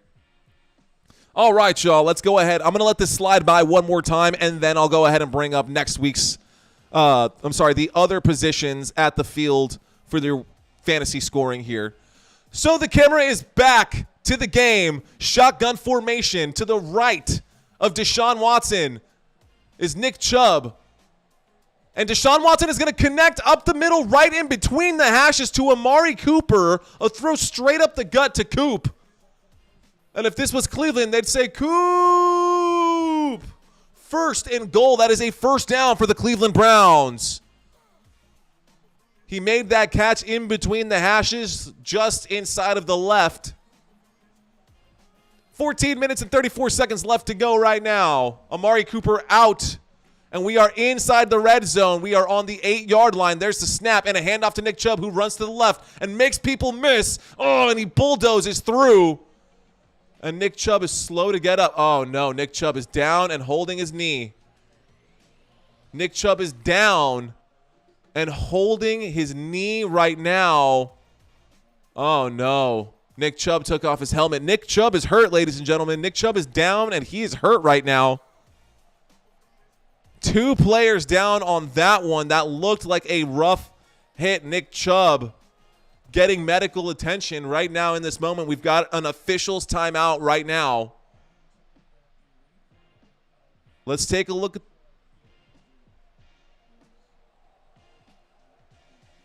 Uh-oh. They say that the replay on this one for Nick Chubb is not to be seen. Oh, no. This is not what you want to see. Doesn't matter if you're a Nick Chubb owner or not. This is bad. It looks like it's bad. And so many injuries, so many season-changing injuries for so many players right now. Oh, no. We are back to another commercial break, ladies and gentlemen. If you are just now joining us, Nick Chubb seems to have suffered an injury to the point where the announcers on the screen are saying the replay of that injury is not to be seen. So if you are a Nick Chubb owner or just a fan of the man, give yourself a minute, because that's not what you want to see. So injuries are definitely a big part of the game, y'all. My job as an official officiating high school football is to make sure that players don't get hurt and don't throw, blocks that are illegal, blocks outside of the tackle boxes. And my gosh, Nick Chubb He got flipped on that one. He's holding his left knee right now, but probably a pretty bad hyperextension. I don't know if they're going to show this play here, if they're going to rewind and recap that one, but oh, man, I feel for the man. Aaron Rodgers going down, tearing his Achilles in week 1. I mean, J.K. Dobbins going down, tearing his Jazz too, man, breaking their own legs. I mean, it is crazy out there. Oof. Wow. I'm going to try to shift gears here right now. I just feel bad for Nick Chubb.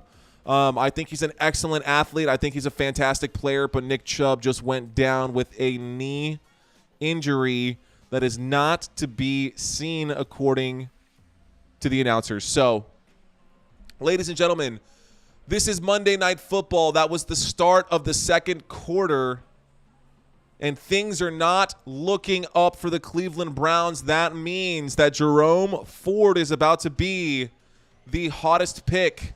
Nick Chubb being carted off the field right now. 10 rushes, 64 yards today. 64. He's got an air cast around his knee, his left knee.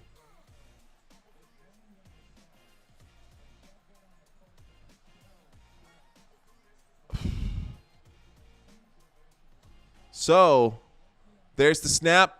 Deshaun Watson takes the snap, and he ends up scrambling out to his left. Deshaun Watson throws, and he connects. Deshaun Watson connects on the touchdown right there, ladies and gentlemen, and that is Jerome Ford with the touchdown. Jerome Ford with the first touchdown. Well, I said earlier today, that we are going to find out who the lead back or what the Cleveland Browns are going to plan to do as far as the running back situation is concerned. And I think that injury to Nick Chubb answered itself. So Nick Chubb carted out of this game. He is down for the count. And Jerome Ford is going to probably have himself a day. There's the snap. There's the kick. The kick is up. The kick is good, barely, just right over the post, right above the upright. See if this kick is enforced after the play. So Nick Chubb, oh my goodness, not what you want to see. That is very, very unfortunate, and that breaks my heart to see. Offsides on the defense there. So Cleveland has elected to move the ball to the 1 yard line and go for 2 in this situation, and that would give them a 4-point lead. So the Cleveland Browns trying to go for a 2-point conversion after the offsides on the free kick. 2-point attempt coming up right here. 14 minutes left to go in the first half, ladies and gentlemen. 14 minutes left to go in the first half. All right, we are in an I formation right now. We've got motion in the backfield. Motion in the backfield again. There's the snap and a quick handoff, and Jerome Ford is going to punch that one in for another 2 points. So Jerome Ford is already having himself a day. Just like that, he went from nothing to having 8 fantasy football points. And wow, that is not what I expected, honestly. And Christina, I told you, I'm sorry. If you're listening right now, I am so sorry. That's just insult to injury. Jerome Ford in for the extra 2 points, so he has just scored a 3-yard touchdown and an additional 2-point conversion. And now it is a 4-point game, and the Cleveland Browns have the lead over the Steelers. That Cleveland Browns sideline has to be very quiet after what we just witnessed. The replay has not been shown just yet. If anybody has the replay online somewhere, you should definitely post that in the comment spot below. God, that's rough, man. That's a tough one. That breaks my heart. Poor Nick Chubb. So he's out. He is gone probably for the rest of the game. Probably for the rest of the season. I'm trying to find an article right now to see if there's any information. He is out for the rest of the game for sure. That's what Lisa Salters said right now, reporting. That hit to his left knee is not to be replayed. Uh-oh. Okay, here we go. We are back to the action. The show must go on, ladies and gentlemen. This game will not be stopped for a leg injury. It is very different from providing life-saving CPR to a player like what happened to Damar Hamlin. This is a very different situation. Injuries, especially leg injuries, happen all of the time in the NFL. But the workhorse of Nick Chubb, a first-round pick for so many fantasy football managers. I was just talking about how good this guy really is. He is now out for the rest of the game, and I wish him all the best. But here we go. Kenny Pickett and the Steelers offense now on the field. Kenny Pickett throws up the middle to the right hash, and that is going to be caught. That is going to be good for about 5 yards. That is Allen Robinson on that catch for that play right there. Kenny Pickett throws short up the middle to Allen Robinson to the Pittsburgh 35-yard line. So, 2nd down and 5 on the 35. 2nd and 5 on the 35. Here we go in a pistol formation. We are and the shift happened right now, so now we're in a shotgun motion in the backfield. That's a handoff to Najee Harris, who's going to try to fight his way forward and find a couple of holes. Unable to do so, he'll be tackled at the 32-yard line. So a 3rd down and 3 on the Pittsburgh 32-yard line. 2nd quarter of play right now, ladies and gentlemen. 2nd quarter of play. Here we go. Cleveland Browns are up by 4. The score is 11-7. Cleveland Browns have 11. Pittsburgh Steelers have 7. And let's see what happens here. Okay. First downs, 7 first downs for the Browns, 0 for the Steelers. Let's see if they can get one here. We got a shotgun formation, and there's the snap. Kenny Pickett looks right. Kenny Pickett looks left. He throws underneath, and he's going to go up past the 40, up past the 50, 45 on the other side, on the 40 on the other side, and drop down at about the 38-yard line. Jaylen Warren looking like a beast today. Jaylen Warren looking very good. You know, Jerome Ford was a $400 pick in fantasy football today. And unbelievable that I just left him out of my lineups. Every single one of them. He'll probably end up as team captain today, too, as the highest scorer. There's the snap and a handoff on a single back formation. And Najee Harris, nope, that was Jaylen Warren, number 30, got tackled for a loss. So that's a loss of 2 yards on that play for Jaylen Warren. 11-7, 12 minutes left to go in this 2nd quarter, ladies and gentlemen. We've got a 2nd down and 12 about to be played here. Kenny Pickett and the Pittsburgh Steelers are on offense right now on the other side of midfield, right on the 40-yard line. 2nd down and 12, shotgun formation. We have motion on the side right there. Kenny Pickett looks left. He throws left. Oh, and that was just behind the intended receiver on that one. So that's going to end up bringing up a 3rd down. The intended receiver there was Calvin Austin out of Memphis. Only 5'9", 162 pounds. He was the 138th pick in the 2022 draft. So this is his sophomore season. And with Deontay Johnson out for today's game, he'll be targeted probably a few more times. So, rushing yards for one side, 72. The other has -3. Can you guess who's who? Kenny Pickett takes a snap. Kenny Pickett's pocket collapses. Kenny Pickett throws out to the sideline, and that's going to end up being incomplete. 4th down coming up, ladies and gentlemen. 4th down and 12 on the Cleveland 40-yard line. This would be a pretty good-sized field goal. And let's see if the field goal unit comes out to the field. We are past midfield. Can this guy do it? Do you trust that Boswell can do it? I think that Boswell can do it. I mean, that's definitely what he does. Chris Boswell, this is his 9th season as an NFL kicker, but they're not going to give it to him. They're going to punt this one away, and that's going to bounce and be stopped. It's going to be stopped at the 9-yard line. And so the Cleveland Browns will take over on the 9-yard line. A 1st and 10 coming up on the Cleveland Browns 9-yard line. Cleveland will have the ball here as we shift teams from special teams to offense for the Browns and special teams to defense for the Steelers.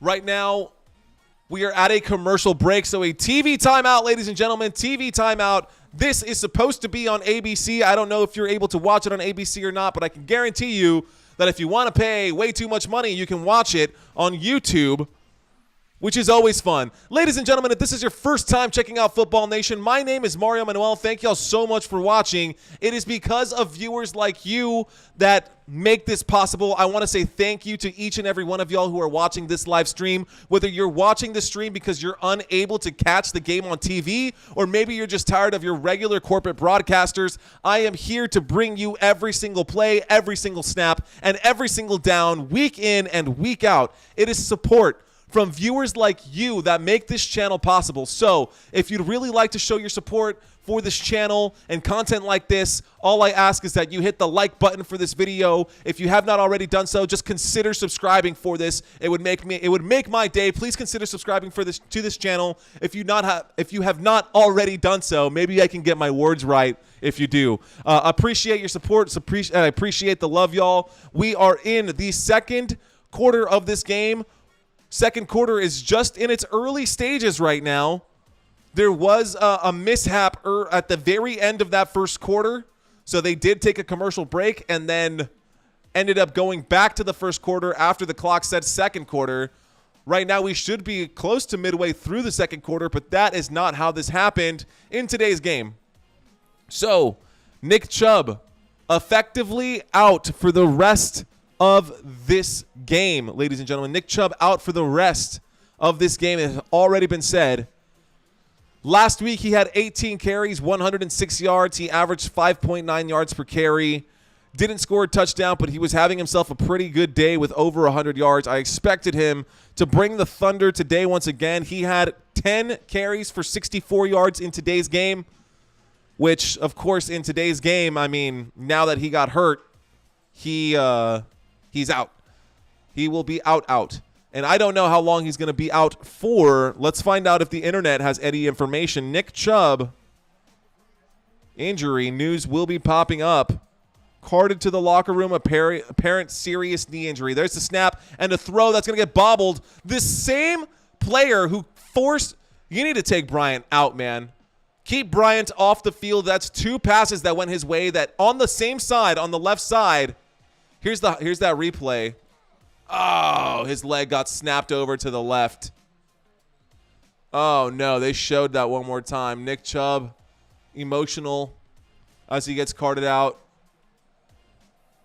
So he was going up, and someone tackled him from the side, and his leg at the knee totally shifted. I mean, his leg just... It looked like he broke his leg at the knee. There's the snap in a shotgun formation. Deshaun Watson in trouble. Deshaun Watson gets sacked inside the 10. There is a flag on the play. He's calling for a face mask. Back inside the 5. Let's see what it is. He's calling for a face mask. Let's see if there was one. Nope. Holding on the offense. The penalty is declined. Repeat third down. Okay, so the penalty is declined. That's going to move the chains because the sack, not move the chains. That's going to push them further behind the chains with no need to give them another down. Oh, yeah. Oh, absolutely. Deshaun Watson got face masked there, and they absolutely missed that. Woo. Okay, there's the snap. And Deshaun Watson in trouble in the end zone, and he throws in another pass that goes in between a player's hands. And Jerome Ford unable to make the catch on that one that was thrown out to the right-hand side. Sorry, I was looking at this particular moment right here. If you are interested in watching this play one more time, this one is getting ready to go viral, ladies and gentlemen. I will drop this in the comments for you guys in the chat. This is that Nick Chubb injury. Okay. That's on Twitter, y'all. That is the actual injury, the Nick Chubb injury, in case you're interested in watching. So I'll leave that there for you. There's the snap. There's the punt. The punt is away. The Cleveland Browns kicking back to the Pittsburgh Steelers. That will be fielded at the 50. And he's going to get up past the 50, up to the 45, up to the 40, and drop down inside of the 40. So the Steelers starting in great field position. The other game tonight has 6 minutes left in the third quarter. The other Monday night game right now, New Orleans Saints, Carolina Panthers, the New Orleans Saints, 6-6. The score is 6-6, y'all. And a third down in that game. Now, this punt was returned in our current game. The punt was returned in our current game. And that's where we're at right now. Okay. There's the snap. There's a handoff. That's to Najee Harris, who goes out to the right, trying to turn on the Jets, has to break a tackle to get forward, and he gains about 5 yards on that play. Najee Harris, good for about 5 on that first down run. Najee Harris, good for about 5 on that first down run. So there you go, y'all. That was that injury. It looked like a multi-ligament. Oh, my God. Oh, rewatching that is not good to see. He absolutely is going to be out for some time, y'all. That was a messed up play. Oof. Yikes. Okay, here we go. There's the snap out of the shotgun formation. Kenny Pickett throws out to the left. And a spin move by Najee Harris. Way to stay on his feet, but gets tackled back at the line of scrimmage. That was 22 making a tackle on number 22. Third down and 5. Third down and 5 coming up here shortly. So, ABC and ESPN Plus is where this game is being featured in case you want to compare commentaries. ABC and ESPN Plus. On the other side, ESPN and ESPN2 for the Saints game, in case you're interested in bouncing back and forth here. So here we go. We are in a shotgun formation on 3rd and 5 from the 35-yard line. Kenny Pickett winds up, steps forward, puts the power behind it, throws a fastball, but that is not going to connect with anyone. Lana, sorry, there is no way to actually watch this game for free unless you are out somewhere to catch it or unless you have the services purchased on your end already, in which case it would still not be free.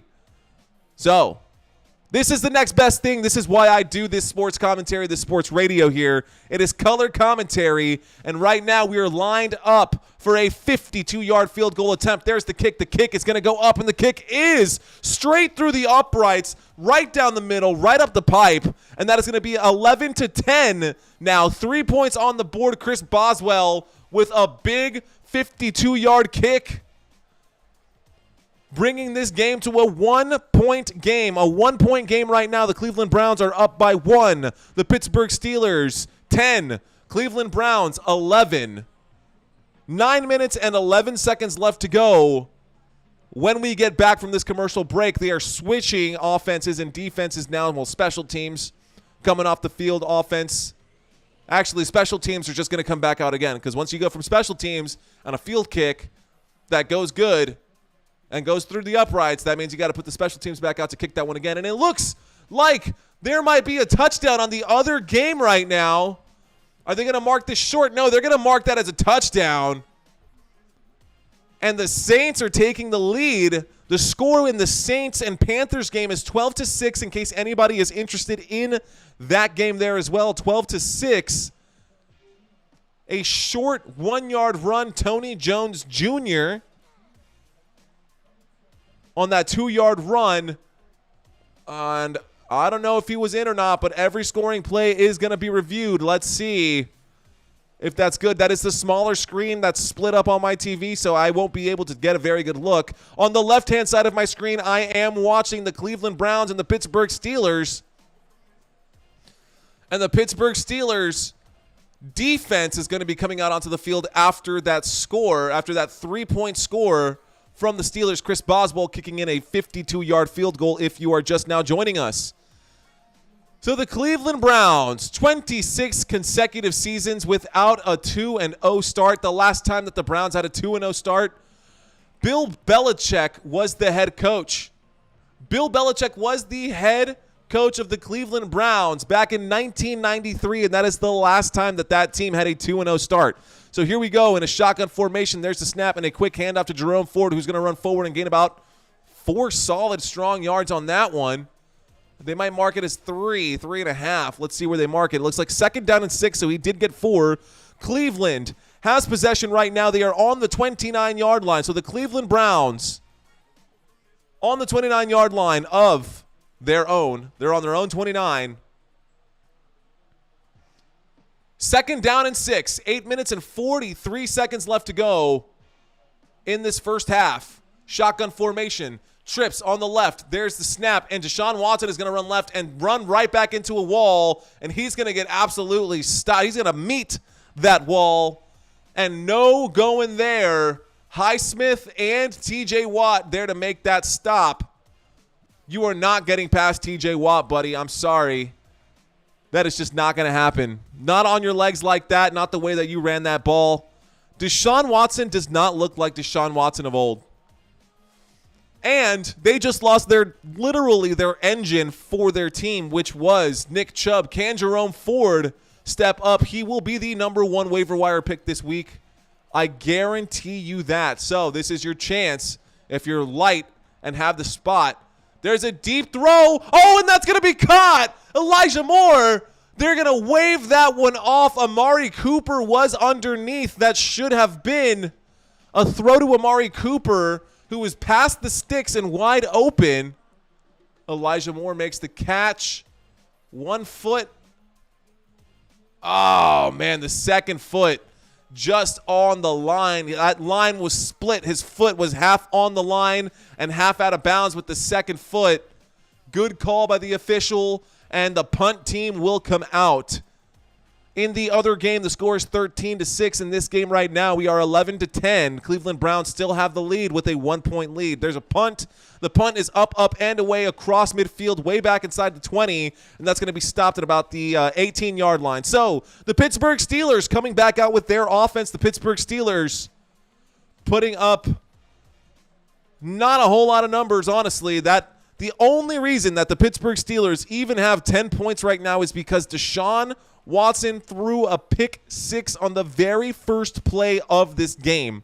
The very first play of this game, Deshaun Watson threw a pick 6 out to the left. That one was intended for the 2nd tight end, Harrison Bryant. Harrison Bryant tipped the ball. It ended up going up. Lots of turnovers in this game already, actually. So, first downs for both sides. There's only been 1 converted first down for the Pittsburgh Steelers. For the Cleveland Browns, 7 first downs. They also have 15 minutes of possession compared to the Steelers' 7.5 minutes. So not a great start for the Pittsburgh Steelers. Total yards of offense for the Pittsburgh Steelers, 59. Almost tripled by the Cleveland Browns with 131 right now. Deshaun Watson, 65 yards, 1 touchdown, 1 interception, and 1 fumble, which brings his total down to 4 fantasy points, even with that touchdown. So, yikes, man. You better get it together. Amari Cooper today, 3 targets, 3 receptions, 34 yards, 6 fantasy points. Leading the fantasy charge today was Nick Chubb, but now it is Jerome Ford. Jerome Ford has 9 fantasy football points in the first half of this game with 7 minutes left to go, 7.5 left to go in this first quarter. 7.5 to go in this first quarter, ladies and gentlemen. Okay. So, don't know if you guys got a chance to check out the live chat. I did post that Nick Chubb injury in there. That is a video. Viewer discretion is advised. It is pretty gruesome. It's kind of a grisly hit. His legs are not meant to go that way. So, yeah, that is there in case you are interested in seeing something like that. In case you are interested in seeing something like that, trying to spread the love. Rising Rhino was out there earlier. Love that guy. He's been helping us out quite a bit. Susan, thank you for joining us. Lulu, thank you so much for joining us as well. Appreciate you, 2012. Lou. John, thank you so much for joining us. I appreciate you liking and subscribing to this channel as well, man. You are awesome. All right, y'all, here we go. Let's get back to the action right now. Here we go in a single back formation. Kenny Pickett is lined up under center, strong side to the right. There's the snap. There's a handoff to Najee Harris. Najee Harris goes forward for about 1 yard. So 1 yard forward for Najee Harris. 2nd down and 10 coming up here. 7.5 minutes left to go. Strong side was definitely on the right side. That box on the right had 5 defenders going in there. Not much. I mean, they brought the house. They really blitzed on that play, and the Cleveland Browns able to make a big stop there. Cleveland Browns able to make a huge stop there. All right, here we go. 2nd down and 10. Single back formation once again, and they're going to blitz one more time. Kenny Pickett in trouble. Kenny Pickett throws to his safety valve underneath, and that's going to be a dropped pass. Najee Harris, 3rd down and 10. So here we go. The Steelers unable to make anything happen in this very moment. Steelers struggling to get their offense together. Steelers struggling to get their offense. Thank y'all so much for liking and subscribing to this channel. We're at 7:55. Things are looking good right now. If this is your first time joining us, please consider liking and subscribing and hitting that support button. You guys are awesome. Appreciate it. Okay, here we go. Shotgun formation. Kenny Pickett in the backfield. And he's looking the way to his running back, and he's going to throw that. That's going to be, once again, I think we know who the more effective running back is right now.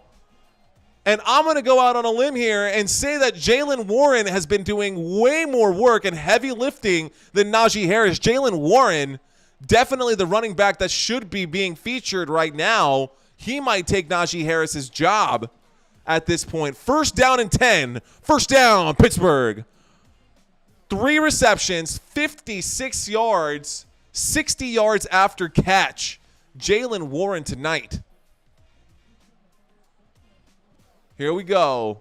Shotgun formation. Jaylen Warren staying out on this one. Fakes the handoff to him. Kenny Pickett throws in the middle to a wide open. Past the 40, past the 30, past the 20, past the 10. A house call all the way. Pittsburgh Steelers. Oh my gosh. Let's go, George Pickens. George Pickens with a 71-yard receiving touchdown. Touchdown, Pittsburgh. Look at that. Wow. A 71-yard touchdown by George Pickens, who has not really been targeted at all in this game. Making a huge catch. Oh my gosh, did I just get some deja vu? Kenny Pickett slow to get up on the other side. He definitely got drilled, taking off his helmet while laying down on the ground, but he is up and off the field. So, the Pittsburgh Steelers will take the lead on that one. Will you look at that? And there's a flag on this play, ladies and gentlemen, a flag on this play. Insane in the membrane, insane in the brain. Wow. A huge 71-yard. If you're just now joining us right now, George Pickens just caught a huge 71-yard touchdown all the way to the house. That one was a huge, huge play. He has 1 reception today, and that 1 reception was good enough to get him 14 fantasy football points. 71 yards and a touchdown. Kenny Pickens got blown up on that one, but George Pickens, Kenny Pickett got killed on that one. Absolutely should have been. That could have been a roughing the quarterback for sure. Cleveland Browns playing rough right now. Here we go. A 2-point attempt is actually coming up. Kenny Pickett is still out there. A lot of questions were surrounding Kenny Pickett, especially after their loss last week, where he only put up 1 touchdown. But here we go. Single back formation. Najee Harris behind him. There's the snap and a handoff to Najee, who's going to fight his way forward and fumble the ball in the end zone. And it looks like that is going to be no good. Oh my gosh, Najee Harris fumbled the ball. Wow, on a 2-point attempt, Najee Harris fumbled the ball. So a fumble in the Najee Harris column right now.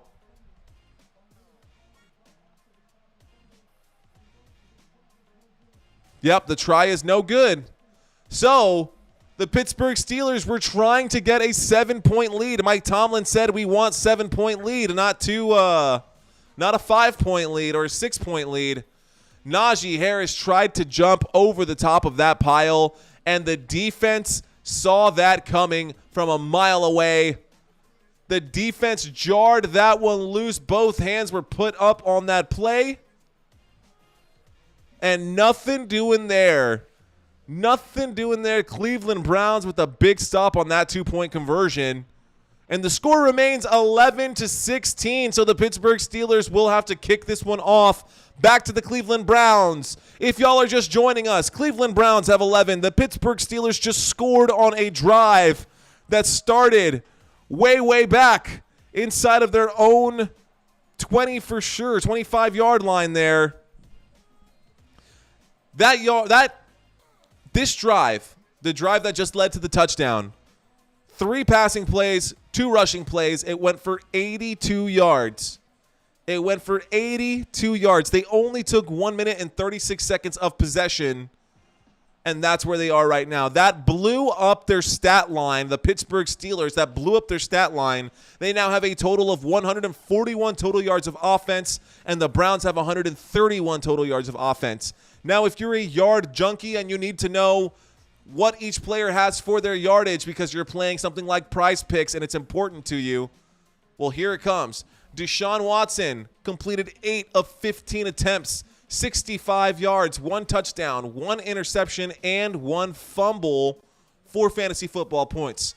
Nick Chubb, who is now out of the game for the remainder of the game, had 10 attempts, 64 yards, the longest play went for 20.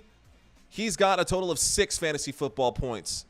Deshaun Watson also has 3 rushing attempts, got 7 yards. But Deshaun Watson's having a pretty bad day. Jerome Ford, he's got 2 rushing attempts, 4 rushing yards. He does have a touchdown, but that one was through the air. So that's going to be your running game and your quarterback game for the Cleveland Browns. The wide receiver game for the Cleveland Browns, Amari Cooper leads the pack in yardage. 3 targets, 3 receptions, 34 yards. And then we've got Bell for the Browns. Not who I was expecting to even get a single catch, but David Bell does have 1 catch for 14 yards. Donovan Peoples-Jones has 1 catch for 7 yards. Elijah Moore, 5 targets, only 1 reception. 5 targets, only 1 reception. Elijah Moore has been the main target hog, but unfortunately not able to connect. They're highlighting TJ Watt right now, who has had himself a pretty good game with pressures and, just getting to the quarterback as quickly as possible. He's definitely making our boy pay over there. Okay. Tonight, 2 tackles, 1 tackle for a loss, and 1 QB hit. That's linebacker TJ Watt. Here we go, shotgun formation, and now we have an empty backfield, so 5 wide. Deshaun Watson in the backfield by himself. Steelers have 4 defensive linemen on there. Deshaun Watson throws, and that's going to be up the middle. That is to Amari Cooper, and that is going to end up being a dropped pass. So an incomplete pass there. Deshaun Watson trying to connect with Amari Cooper right inside the hashes. That was straight up the middle. Incomplete. Mika Fitzpatrick there and TJ Watt there to break that one up. So here we go. We are in a single back formation. Jerome Ford taking over the running back duties for the rest of the game. The strong side is to the right. There's the snap and a handoff to the left. And Jerome Ford is going to be met at the wall and not gain any yardage. And that is going to be a stop. That'll bring up a 3rd down. 3rd down now coming up for the Cleveland Browns, who are on offense in this very second. So on offense, nothing going right now. 2 passing plays, 1 rushing play. They have -1 yard on this drive. -1 yard on this drive. This might be a 3 and out. Shotgun formation. To the left of Deshaun Watson is Jerome Ford. There's the snap. Deshaun Watson looks right. Deshaun Watson doesn't like it. Deshaun Watson throws right again anyways, and that is almost picked off once again. That is a throw to Elijah Mitchell, and Elijah Mitchell is unable to make that catch. So another target. I mean, he did make the catch, but he landed out of bounds once again. He's got to find out the dimensions of the damn field, because apparently he doesn't know how to stay in bounds when he makes the catches. TJ Watt, wow, what a beast getting in there. Not as crazy as Micah Parsons, but I mean, that was good effort by Elijah Moore. I'm not going to take that away from him, but it was not a catch that's going to get played. So there's the punt from the Cleveland Browns back to the Steelers. That's signaled a fair catch. Oh, hey, whoa. Where is the flag? There has to be a flag on that one. He signaled a fair catch. And once again, don't tell me that Bryant, no, not Bryant this time. It was not Bryant this time who committed the no-no, but that is definitely going to be a no-no. Unnecessary roughness. That's going to be a 15-yard penalty after the play. So because of that oversight, because of your dumb idiot move by the Cleveland Browns after he clearly signaled a fair catch. I mean, that's going to start them across midfield. Sorry, just shy of midfield on the 46-yard line. So the Pittsburgh Steelers offense is coming back out onto the field. The Pittsburgh Steelers offense coming back out onto the field.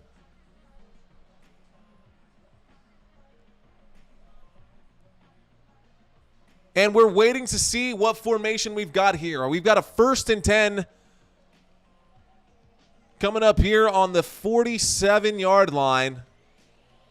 Kenny Pickett is 8 of 14 tonight for 139 yards and a touchdown and 1 interception. There's the snap. Kenny Pickett looks left. Kenny Pickett throws left. That's the Pat Freiermuth, who's going to make someone miss. Actually, he's going to get a leg tag. He's going to wrap his arms around his legs, and Pat Freiermuth will be brought down.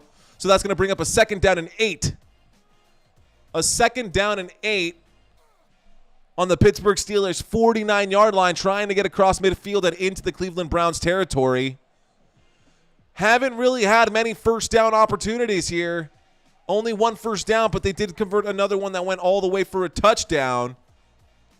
Single back formation. We have motion in the backfield. There's the snap. There's a handoff to Najee Harris, who's going to run forward and gain nothing.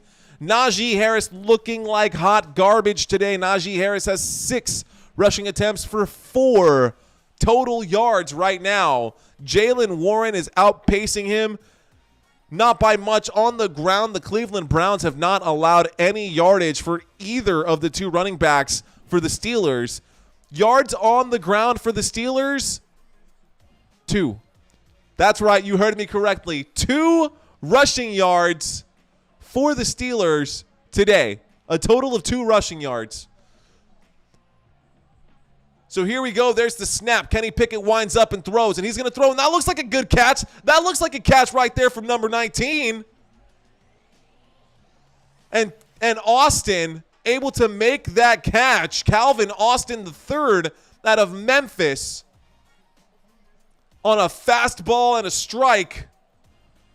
A fastball and a strike. Good throw, good catch. Kenny Pickett ripped that one. And there should have been some kind of pass interference, not even called.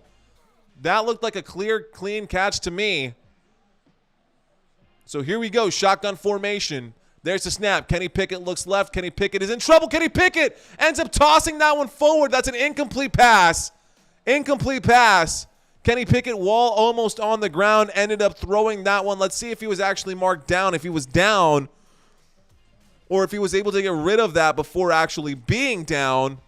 Number 95 on the defense for the Cleveland Browns got to him in a hurry. That was Myles Garrett. I mean, Myles Garrett just, wow.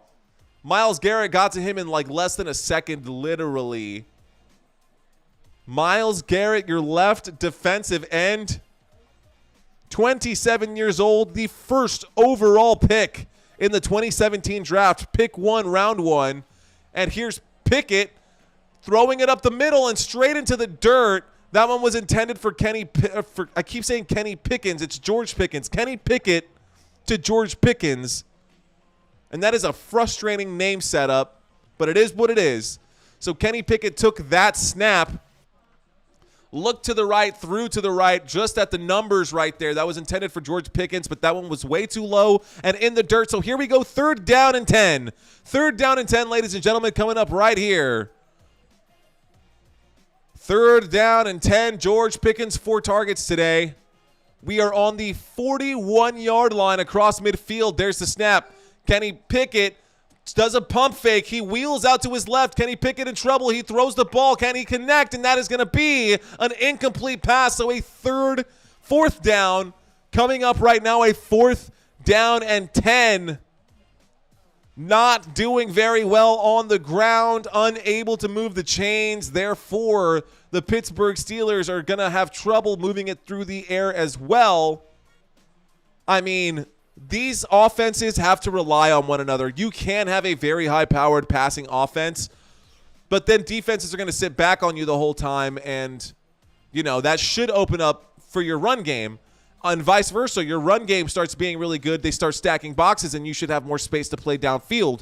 But when you can't do either of the two, then you find yourself in a very precarious situation, which is where the Pittsburgh Steelers find themselves now. I mean, through the air, they're doing okay. They're doing way better than Deshaun Watson's doing right now. Deshaun Watson only has 56 passing yards through the air. Well, 65. Whatever reason, the CBS count makes absolutely no sense, unless that's his total yard countage there. But passing yards, what I'm seeing on my screen, 56 passing yards. There was a flag and an illegal formation on that play, on that punt, just so we're aware. Surprise 2-0 teams right now. The Washington Commanders are 2-0. The Falcons are 2-0. Surprise 0-2 teams. The Vikings, the Bengals, and the Chargers. The Vikings, the Bengals, and the LA Chargers are all 0-2. Are all 0-2. Unbelievable. Not what you would expect. Joe Burrow is not himself this year. Here we go, ladies and gentlemen, on 1st and 10, single back formation. Waiting for the snap. There it is. Fakes the handoff. Deshaun Watson in trouble. Deshaun Watson still in the pocket. He runs out to his right. Deshaun Watson running forward. He's going to get up there, and he's going to get just shy of the 1st down. There is a flag on the play. There is a flag on that play, likely a holding on the offense. And just like I said, holding on the offense. So, Jarek Wills Jr., number 71, causing the foul there. Jarek Wills Jr. causing the foul there. So, the score right now, look at that rush, that 1st down run right there. Oh, my goodness. This is in the other game right now, and that is in the 4th quarter. We have yet to reach halftime right now, but in the other game, they are in the 4th quarter between the Panthers and the Saints. The score is 13-6. Saints lead right now. 8 minutes left to go in that game. Shotgun formation. Deshaun Watson on his own 15-yard line. Trips to the right. And now we're splitting up the formation. And there's the snap. Fakes the handoff. Deshaun Watson once again has to throw underneath. And that is going to be to David Njoku, who's going to make people miss. And he's going to get up past the 30, up to the 40, down at the 45. And a big 1st down catch for the Browns. David Njoku taking that one for some real yardage there. Good, strong run after the catch by David Njoku. A 29-yard run tackled by Neal. Wow, tackled by Keanu Neal, but a good 29-yard run, David Njoku. Good change of the play right at the last minute there at the line of scrimmage. Deshaun Watson doing quarterback things. That will bring up his passing total up to 85, which was much needed. He's 50% throwing right now. He's completed 9 of 18 passes, only 94 yards, 1 touchdown, 1 interception, and he also has a fumble. So he only has 5 fantasy points in this game right now. Not where you want to be if you're Deshaun Watson. Okay. All right, here we go. We are in the middle of a commercial break, ladies and gentlemen. I promise you are not missing anything. I do appreciate y'all being here, and you guys are absolutely awesome. Right now, it looks like we've got about 70 people in this room. Cheers to each and every one of you guys. I thank you all for being here. If this is your first time checking out Football Nation, please hit that like button. Hit that subscribe button. I bring these games to you guys every single week, Thursdays. 2 games on Sundays and on Mondays. I try to get these games out to everyone that I can. We do this because I know, well, when I did this, when I was in that spot, whatever spot you might be, I either got tired of listening to the corporate broadcasters who wouldn't even be willing to share a beer with me or even say hi. So cheers to everyone who's left a comment. Lana, Christina, Lou, thank you all so much for being here and leaving your comments and talking with me, because it's you guys who make this possible. Timmy, appreciate you. Matt, Murad, I appreciate you. Kirk, you're a jerk. Whatever. Hey, look, that rhymes. Kirk the jerk. But if you're in this room, appreciate you still watching. Now, let's get back to the action. I guess I can't, because I could ramble all day long, but there is no football on TV for me to watch right now. They're not even showing the other game at this moment. We are in a crystal clear commercial break. And that's what we're looking at right now. We are in the middle of a commercial break. The Cleveland Browns are trailing the Pittsburgh Steelers. They were off to a much better start, but for whatever reason, they seem to have lost their thunder, probably because they lost Nick Chubb. So, if this is your first time just checking into this channel right now and you did not yet hear, Nick Chubb did suffer a left knee injury and is out for the remainder of this game. I did include that in the chat box. So if you want to see why he's going to be out for the rest of the game, that is an option there for you. Here we go. 2-minute warning. We are inside of 2 minutes. There is the snap in the shotgun formation. Deshaun Watson throws that one, and that gets blocked at the line of scrimmage. The intended receiver there, Amari Cooper, but that was blocked by Sullivan, who got a hand to it. So now Deshaun Watson is 9 of 19 in this game, 9 of 19, and we've got a 2nd down and 10 coming up here with 1 minute and 55 seconds left to go. So with 1 minute and 55 seconds left to go, Deshaun Watson is in shotgun formation, starting from his own 44-yard line, so we have not crossed midfield yet. So there's the snap. Deshaun Watson looks right. Deshaun Watson throws underneath to Jerome Ford, who runs forward and gains 8 yards on that play. So that'll bring up a 3rd down and 2 on the Pittsburgh Steelers' 48-yard line. We are now across midfield and into the Steelers' territory. We are now in Steelers' territory. Monday Night Football coming at you from Football Nation all the way here in San Antonio, Texas. That is right. We are coming at you live from San Antonio, 2-1-0, the Countdown City. 3rd and 2 on the Pittsburgh 48-yard line. And an empty backfield right now. Deshaun Watson standing alone. 5 wide receivers. Deshaun Watson looks left, has to run out to his left, and now he's scrambling. Can he run and throw? What are you doing, my guy? You should have just ran that. You were clear. You were wide open to run for that 1st down, and you threw an incomplete pass, dude. Oh, man, Deshaun Watson is looking rough right now. There is a flag on this play. Personal foul. Face mask on the defense. So that is going to be an automatic 1st down. Shandon Sullivan committing the foul there on the face mask. Not what you want to see if you're a Steelers fan. Definitely it was a foul on Amari Cooper against Sullivan. Yeah, he just put his hands out right when the snap happened, and he just happened to catch his fingers inside that face mask. But you know what? It's good enough for a 1st down, and the Cleveland Browns now have a 1st down.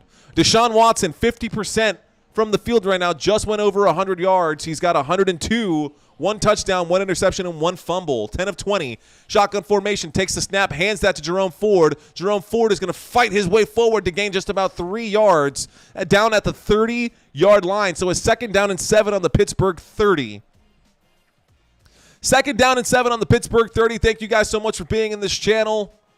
Here we go. Jerome Ford tonight. 4 rushing attempts, only 6 yards. There has not been much offense on the ground ever since Nick Chubb left this game right now. Here we go. Shotgun formation. 3 wide receivers out to the left. Lies. 2 to the left, 2 to the right. There's a snap. And a throw that gets batted up at the line of scrimmage and a tip drill. And that is going to end up finding its way into the dirt. TJ Watt able to climb the ladder, put his hand up on that ball. That got tipped. And we're now looking at a 3rd down and 7 on the Pittsburgh 30-yard line. Yeah, TJ Watt getting his arms up there and making that stop. Good on you, mate. Good on you. 1 minute left to go in this first half of NFL football. 1 minute left to go in this half of NFL football. And TJ Watt tonight, 2 tackles, 2 quarterback hits, 1 tackle for a loss, 1 blocked pass. There's the snap, empty backfield. Deshaun Watson in trouble, is going to have to scramble again, and Deshaun Watson is going to get sacked. Deshaun Watson getting brought down. TJ Watt stopping him, and Deshaun Watson slow to get up. He's on both of his knees. He gets up, and he's going to end up slowly jogging off the field. TJ Watt, I could imagine that like getting hit by one of his arms is probably like getting hit by a cricket bat. Oh, and he wrapped up Deshaun Watson's left knee, the same knee that affected Nick Chubb. Nick Chubb out for probably quite some time. Let me go back to the internet and see if there's any more information on that Nick Chubb injury. Anything else I can find? No news as of yet. No news might be good news. No updates right now for the Nick Chubb situation. If anybody has an update on Nick Chubb, go ahead and post that in the chat. I would appreciate that. Appreciate you all each for being here. And we are back at a commercial break. Likely the punting team will come out here. It's going to be the punt unit. We've got a 4th and 14. Actually, that should be a field goal. A field goal unit should come out here. 4th and 14 on the Pittsburgh Steelers 37-yard line. So likely a field goal attempt to come up here to finish off this first quarter, this first half.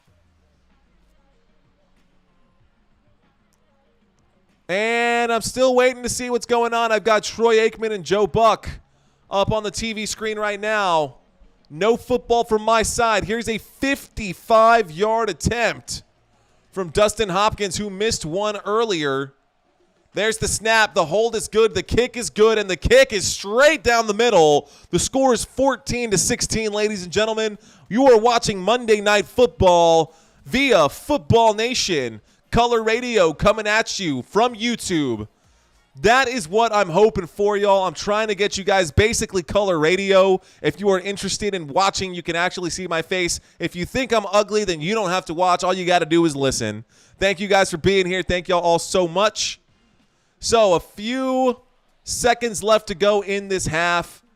There was a huge throw from Derek Carr in the other game right there. Derek Carr threading the needle. The score is 13-9 in that game. Right now in this game with 22 seconds left in the first half, it is 16-14. Pittsburgh Steelers lead.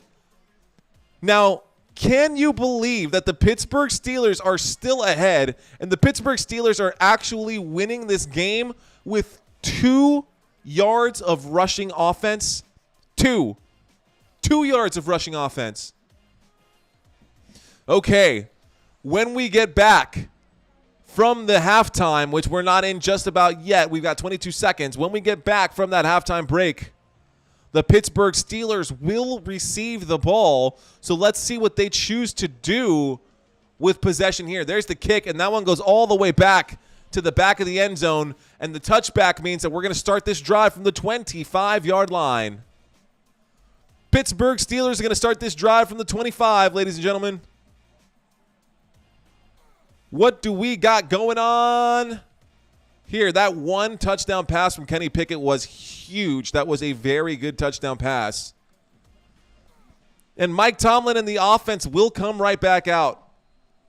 Now, in case you didn't know, Mike Tomlin is also known for his involvement in the community. He's received recognition for his contributions to leadership, diversity, and community service. So, good guy. It looks like they're going to kneel this one down. The players came off the field already. And that's going to bring us into halftime, ladies and gentlemen. We are now officially at halftime right now. So in about 15 minutes, we will get back to this game. And we're going to talk about what we've just seen during this halftime report. We're going to talk about what we've just seen during this halftime report. So an interesting game so far.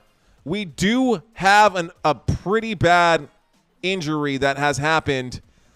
And no news yet on my side about Nick Chubb. I'm taking my headphones off because I want to hear if they're going to talk about it during this break. I cannot hear what's going on during the game. I just make sure that I'm connected with you guys when I put my headphones on. So we are now going into halftime, ladies and gentlemen. The score: Cleveland Browns 14, Pittsburgh Steelers 16. And the big story tonight isn't the scoreline.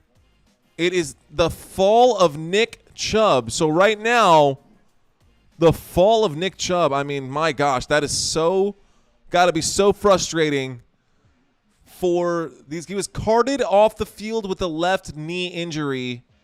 And who knows when he's going to be coming back. I have not seen any more reports. I did put up the video in the chats in case anyone is interested to watch that. But viewer discretion, it is pretty gruesome. It is pretty grisly. So yeah. Okay.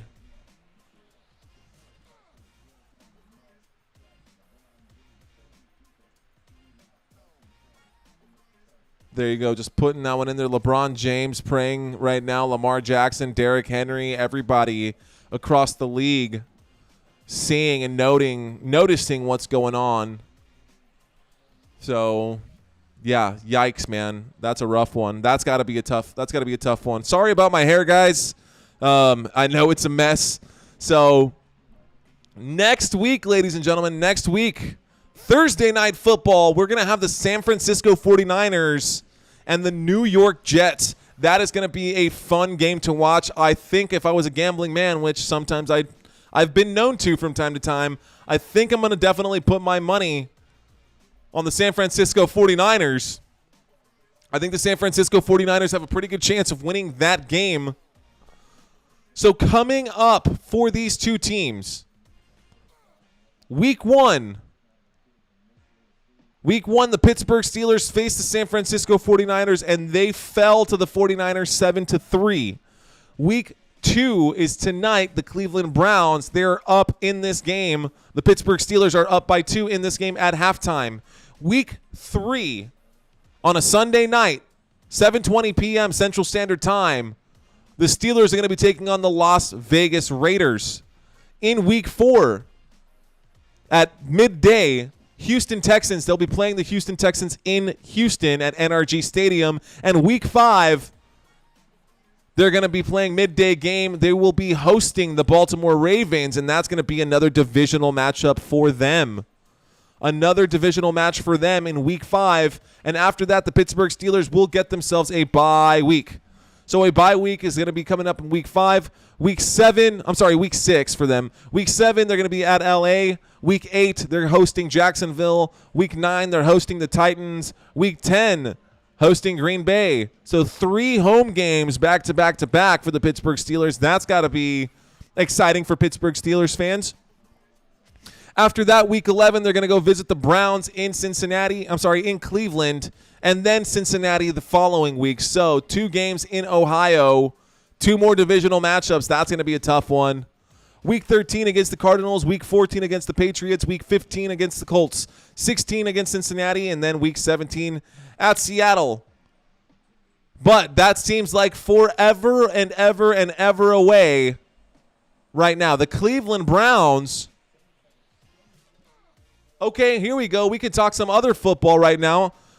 They've got the other game up on the screen. Right now the score is 20-19.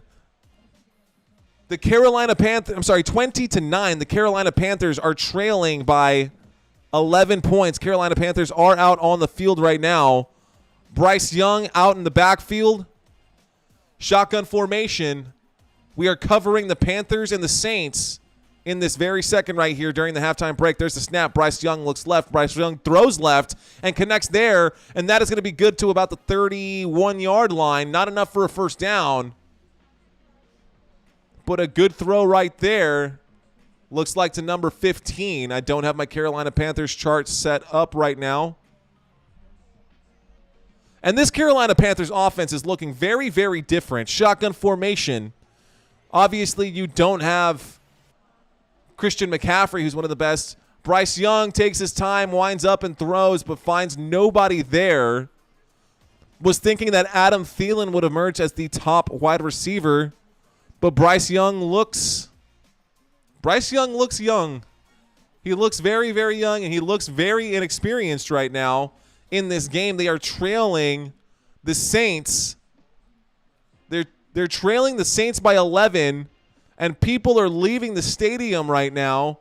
It is fourth quarter action coming to you from that game. Fourth quarter action right now. Trips right. There's the snap. Bryce Young looks right. Bryce Young has to run and throw and connect. He does connect with Adam Thielen there. That's going to be a first down for the Carolina Panthers. And in the fourth quarter, this is garbage time. They're down by 11. Can they actually make this a competitive game? Interesting. So, shotgun formation once again. I don't have the play clock up. There's the snap. Bryce Young throws out to the right, and that is going to be a connected pass. And he's going to run out of bounds under his own power, so that'll stop the clock. Adam Thielen coming back out onto the field. So they're stopping the clock on purpose there. That one was to Chuba Hubbard with the catch there. So we're still covering the other games right now. You're not missing anything in the Browns and the Steelers, but we are talking about the Saints and the Carolina Panthers. Bryce Young in shotgun formation. I got two wide receivers to the top, one wide receiver to the bottom. There's the snap. Bryce Young looks left, doesn't like it. Bryce Young throws in the middle, changes his mind. That is to Chuba once again. Chuba Hubbard getting up to about the 46-yard line with 2 yards to go. No score displayed here, no time displayed here. I have no idea how much time is left in this game. Looks like fourth quarter action approaching the 2-minute mark. So about to hit the 2 minutes, the 2-minute warning. Score is 20-9. New Orleans Saints lead in that game right now. So Bryce Young running forward on this one, getting past the 40, past the 50, past the 40. I don't know if this is a replay. Yeah, they're definitely showing the replay. Right now, Bryce Young trying to find his rhythm in the NFL, but it's not fair that Bryce Young is out there when he has no weapons. You got rid of DJ Moore. You got no weapons out there. What, Adam Thielen is supposed to be your top guy? Poor Bryce Young trying to deal with no weapons right now. And the Panthers have had better seasons and better games against the Saints. So the Pittsburgh Steelers, back to our game, ladies and gentlemen, back at our game. We are still in the middle of halftime. You have not missed a thing. You have not missed a single thing.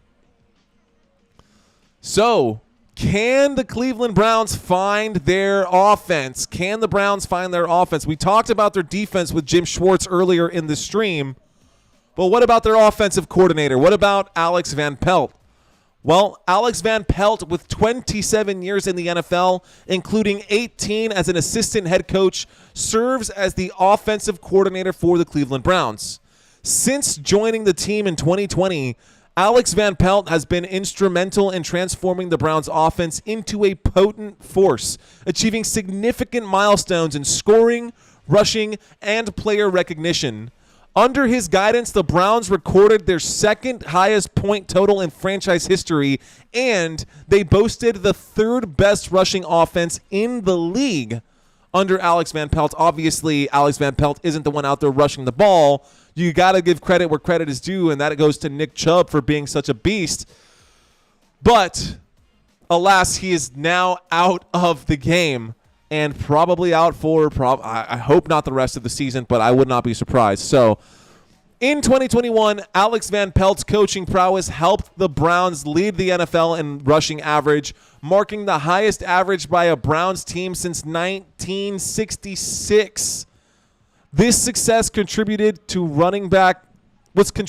to Nick Chubb, like I was saying earlier, and his impressive performances, finishing second in the league in rushing yards and earning a Pro Bowl selection.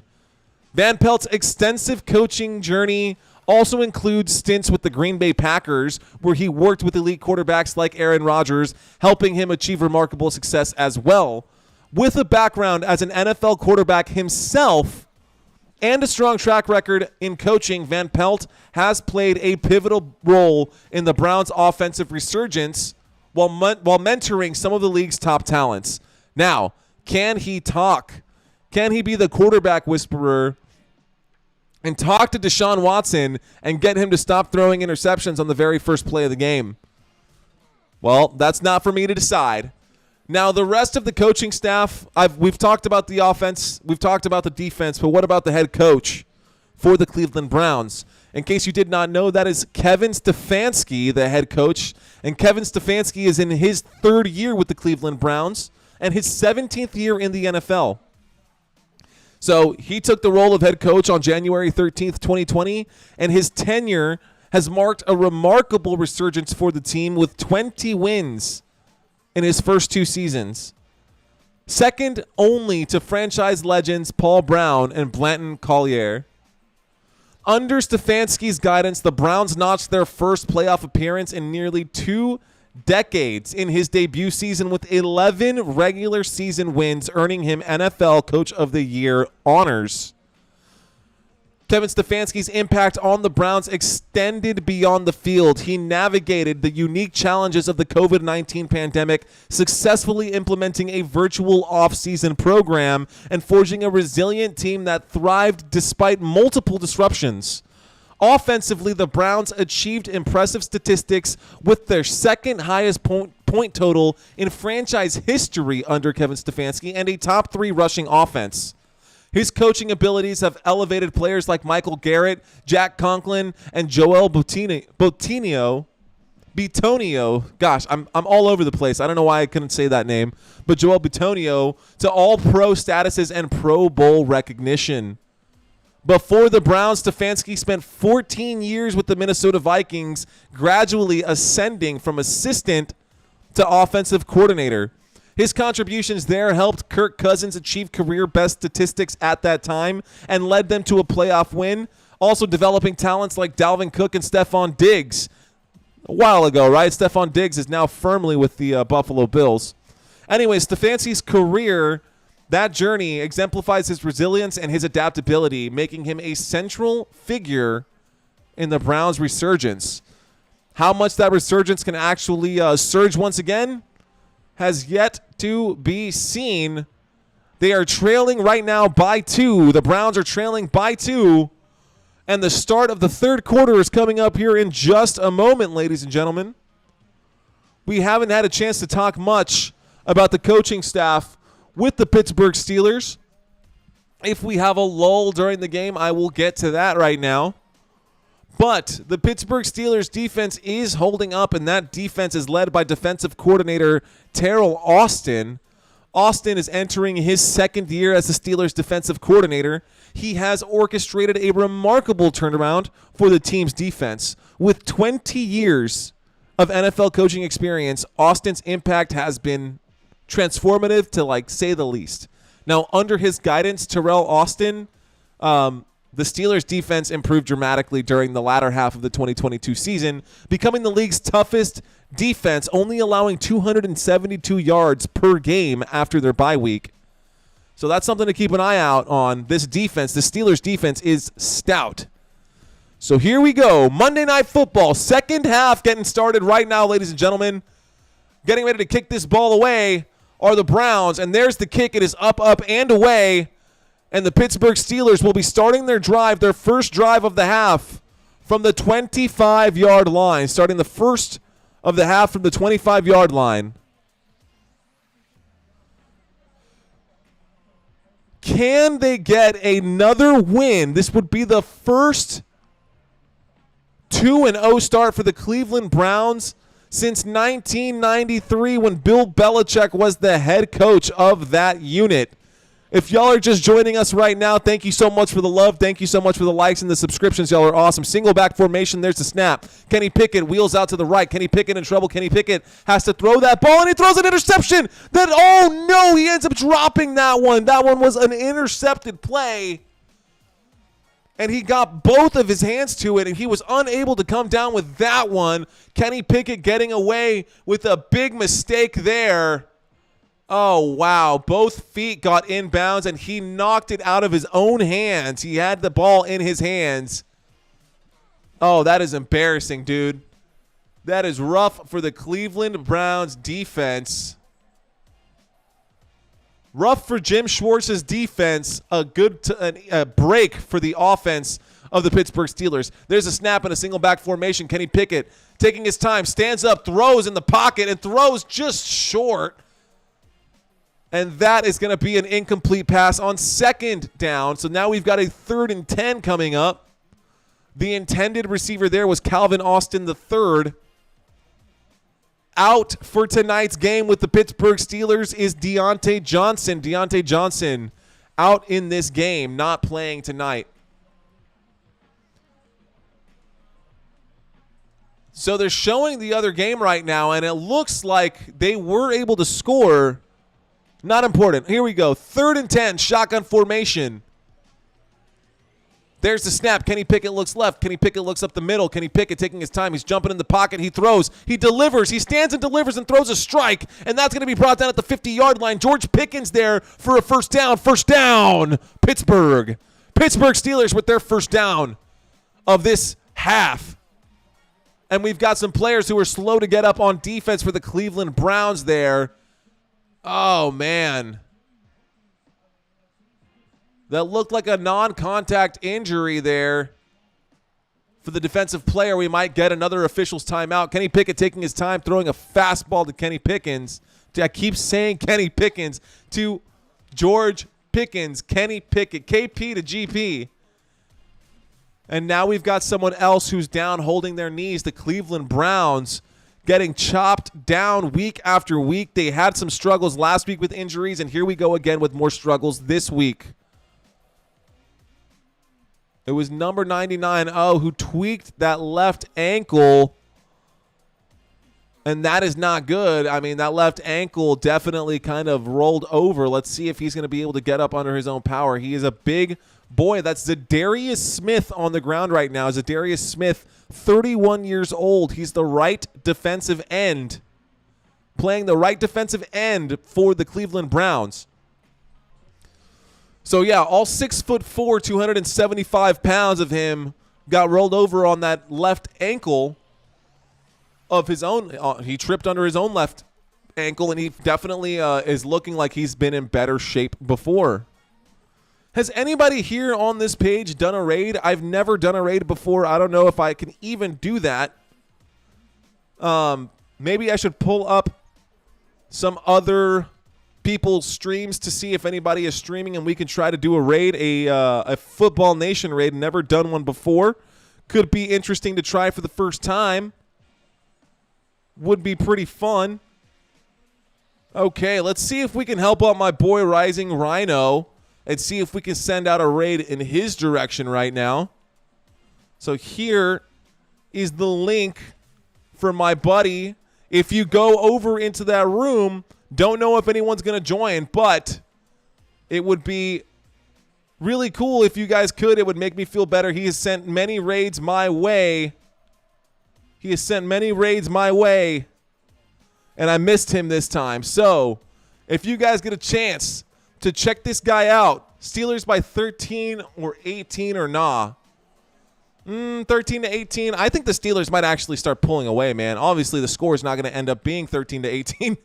Steelers by anywhere between 13 and 18. That's possible, Tori, and I think that might definitely be a possibility. Let me click on my boy's page, give him a shout out.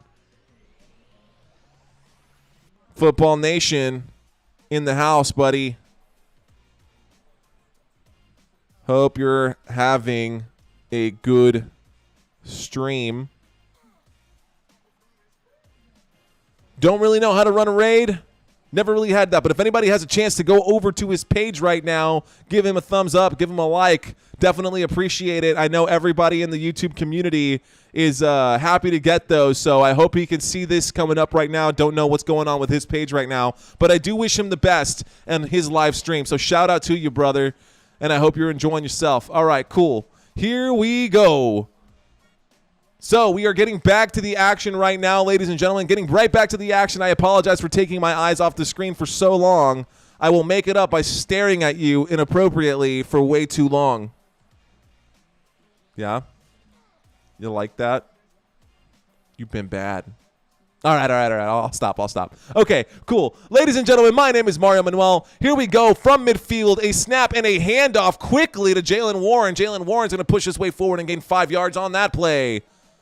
Jaylen Warren, the much more effective player on the field over Najee Harris right now, making an impact over here. Here we go. 2nd down and 5, 13 minutes and 45 seconds left to go on this one. If anybody clicks on that link and checks out Rising Rhino, tell them that Football Nation sent you. There's a handoff on a single back formation, and Jaylen Warren's going to go forward and get this 7 yards on that one. Jaylen Warren getting a first down for the Pittsburgh Steelers. First down for the Pittsburgh Steelers. Fan-freaking-tastic, y'all. Hey, thank y'all so much for being here. If you guys get a chance just to hit that like button for me, man, I promise I'll stop bugging you about it. I know most of my viewers are actually not subscribed to my channel. Not gonna, keep pushing it, but I do appreciate anybody who does want to help out this stream. So here's the snap, single back formation, a handoff to Jaylen Warren once again, and he's going to go forward and gain nothing on that one. So that is going to bring up a 2nd down, 2nd and 10 coming up for the Steelers offense. 2nd and 10 coming up for the Steelers offense. Thank you for the thumbs up. Appreciate you guys. Thank y'all so much. Okay, Kenny Pickett is still out on the field right now. Kenny Pickett is still out on the field right now. Poor Nick Chubb, man. Poor Nick Chubb on that play. Here we go. Shotgun formation. They're showing blitz on the defense. It looks like the Browns are going to bring more than 5, and they do. They bring 6 on that one, and he still gets rid of it. And George Pickens leapfrogging, almost getting over somebody right there. George Pickens with the catch. That's going to bring up a 3rd down. Hey, Kenny Pickett, way to stand in there, Kenny, and throw a fastball when they're bringing the freaking house. They blitzed 6 on that play. I mean, they definitely were not letting go on that one, and Ward was there to make the stop. A good stop by Ward. A good stop by Ward there. Okay. Denzel Ward on the stop. Wearing number 21. George Pickens tonight, 3 receptions, 104 yards. There's the snap. There's the throw. And that's going to be a dropped pass. Kenny Pickens, once again, the intended receiver. He has now a career game. His first time getting over 104 yards. Getting over 100 yards, I guess. Maybe just by 1. I don't know what his previous one was, but it did just say that right now George Pickens is at a career high in yardage for a single game. He's got 8 targets, only 3 receptions, but he does have 104 yards. So here we go. Chris Boswell once again lining up for a 50-yard field goal attempt.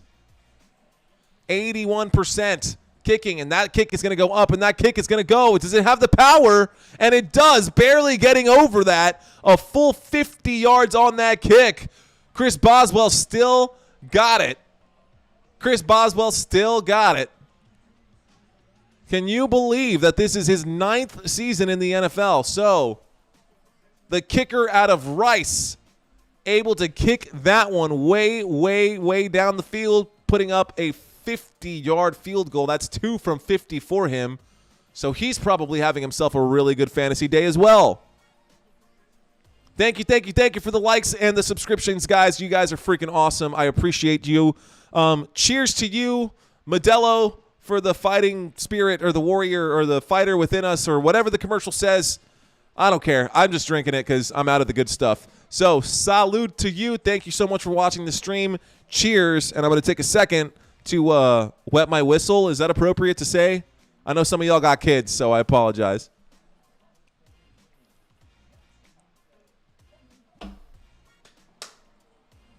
Okay. All right, here we go, ladies and gentlemen. We are at a commercial break. The Pittsburgh Steelers have just put up 3 more points on the board. And when we get back from this commercial break, the Pittsburgh Steelers will be giving that ball back to the Cleveland Browns, who will be starting a drive as they trail in this game. Now they trail by 5. So trailing by 5, can the Cleveland Browns get it together and put up some more points? They only have, what, 30 less yards of total offense than the Pittsburgh Steelers. The big difference in this game was the very first play of this game, where Deshaun Watson gave the Cleveland Browns 7 points, throwing a pick 6. I guess he gave them 6 points. But the very first play of this game, Deshaun Watson threw an interception, and the Cleveland Browns now we're facing a 7-point deficit with 14 minutes and 51 seconds in the first quarter. I mean, that is definitely screwing yourself. I mean, why? Oh, gosh. Really bad mistakes today from Deshaun Watson. I am glad that I left him on my bench. I did play Tua this week after he went off last week, but really my quarterback situation is not the most promising. In my other league, I do have Christian Kirk. He's going to probably keep doing well all season as long as he's got Justin Jefferson. Jordan Addison has been having a really good season as well. So, the Cleveland Browns coming back out onto the field, and they're going to be starting this drive from their own 25-yard line as that ball sails out the back of the end zone. And the Cleveland Browns will take the field at the 25-yard line. 11 minutes and 40 seconds left to go in this third quarter. A 5-point game, which means anything can happen right now. Anything can happen. The Cleveland Browns are 1-0. Oh, man, look at this. After the Nick Chubb injury, before Nick Chubb went down, they had 127 yards on the ground. After, only 36. Here we go. That offense runs through Nick Chubb. Can they overcome this obstacle? There's the snap. Deshaun Watson in trouble. Deshaun Watson throws. He actually connects with David Njoku at about the 30-yard line, and that's going to be good for 5 yards. So now we've got a 2nd down and 5 thanks to that catch by David Njoku. David Njoku is actually leading the receiving group right now. 3 targets, 3 receptions, 35 yards. And they do not trust Jerome Ford. Jerome Ford has not been running the ball much in this one, even with the absence of Nick Chubb. So here we go. Pistol formation. There's the snap. Deshaun Watson will hand off to Jerome Ford, who's going to have to bounce off the side. Can Deshaun Watson throw a block? Jerome Ford going up past the 40, past the 50. He's going up past the 40, past the 30, past the 20, past the 10, and all the way in. It looks like he got himself a touchdown. Jerome Ford. I was just talking about you. Your ears must have been burning, my friend. A 70-yard rushing touchdown from Jerome Ford, who did not force it out to the right side. He bounced off of that and ended up running all the way down for a touchdown up the left side of the field. Does he get in? Oh, no. That's going to be returned. That's going to be reversed. That is going to be reversed. He's on the 1-yard line. He is just 2 inches short of getting that touchdown. He got tackled, and he fell forward, and he's missing it by this much, guys. This much, like 4 blades of grass. So no touchdown there, but that is still a 70-yard run from Jerome Ford. Oh, my goodness. You have got to be kidding me. Unfreaking believable. So here we go. single back formation. There's a handoff. Oh my gosh. And the third string running back is going to get blown up on that one. Whoever the third string running back is right now for the Cleveland Browns is going to get smashed on that one and get absolutely nothing there. That seems to be Strong Jr., number 20. His first carry of the game, probably his first carry of the season. So no touchdown, anticlimactic after a 70-yard run inside the 1-yard line. I formation, we've got a lead runner, and there it is. Third string running back getting himself in. I don't know why you're flexing. You did literally nothing, my friend. Strong Jr. Pierre Strong Jr. with a 1-yard rushing touchdown. And now the Cleveland Browns have the lead. We now have a touchdown by the Cleveland Browns. The Browns now have the lead, and let's see how much farther they can extend this lead. This was not what I was expecting in this game. This has been absolutely nuts. Talk about a good game right now. There's a total score of 39 points with 10 minutes left to go in the third quarter. So here we go. They're going for 2 on this one to try to get a 3-point lead instead of a 1-point lead. There's the snap. Deshaun Watson looks left. He takes his time. He ends up running out to the right, and Deshaun Watson is going to take it in himself. So the 2-point conversion is done by Deshaun Watson, who remembers that he has 2 legs underneath him that he can use. He doesn't have to throw the ball every single time. Pretty obvious moments where you should be rushing the ball as a quarterback, and he made the right call there. Deshaun Watson does have the speed to get there as well. So now, wow, after that huge run for Jerome Ford, who has been quiet besides the early touchdown in this game after Nick Chubb departed. Wow, Jerome Ford was right there. He was just a hair too slow to actually get that touchdown. Unbelievable play by him. That was huge. So that brings up Jerome Ford to 75 yards and a touchdown through the air. So 18 fantasy football points from Jerome Ford. 18 fantasy points from Jerome Ford. That is crazy. Wow. Oh, man. Nick Chubb. That should have been Nick Chubb. And Nick Chubb probably would have gotten all the way there. That tackle would not have affected him at all. And he's taller, so he would have put his arm out and gotten that one all the way in on his own. And even after that run, can you believe that George Pickens still has more fantasy points than him in a PPR format? George Pickens has 104 yards on 3 receptions, the longest one being a 71-yard touchdown. If Jerome Ford had gotten that 1 more yard, he would have had a 70-yard touchdown, but it was 69 yards, giggity. And that's all he gets, man. That is all he gets. So that is the situation over there. I cannot believe how close that really was to being a touchdown. A great play, a really good matchup in Monday Night Football, and right now we've got a total of 41 points over both sides. The over-under for this game was 39 points, and the Pittsburgh Steelers were projected to lose by 2-point home underdogs. Cleveland Browns were projected to win by 2. Unfreaking believable. Wow. Okay, that is just wild, man. That is just wild. Oh, let's get back to my stream. Let me just make sure that I've got everything looking right. Ladies and gentlemen, if you want to buy me a beer, you can definitely do so. Super chats are now active. I have not received one yet, ever.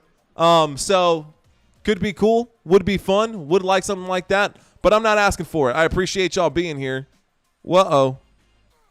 There we go. Let's go ahead and clear that up. Let's pull up the scores. For those of you who are just now joining us, these are the scores from week 1. You can see all of the scores scrolling right down here. If this is your first time checking out Football Nation, I always have these up, at least when I can. Don't worry, this is not a real background. This is actually a green screen that I've worked out. There's the kick. The kick is going to end up going back to the back of the end zone. And the Pittsburgh Steelers will take over on the 25-yard line. 10 minutes left to go in the third quarter. And this game is score after score after score. Jerome Ford just having himself a day right now. Good, strong run. Not expecting that. He was trying to run out to the right, realized he had so much space out to the left. And he was just fast enough to get there.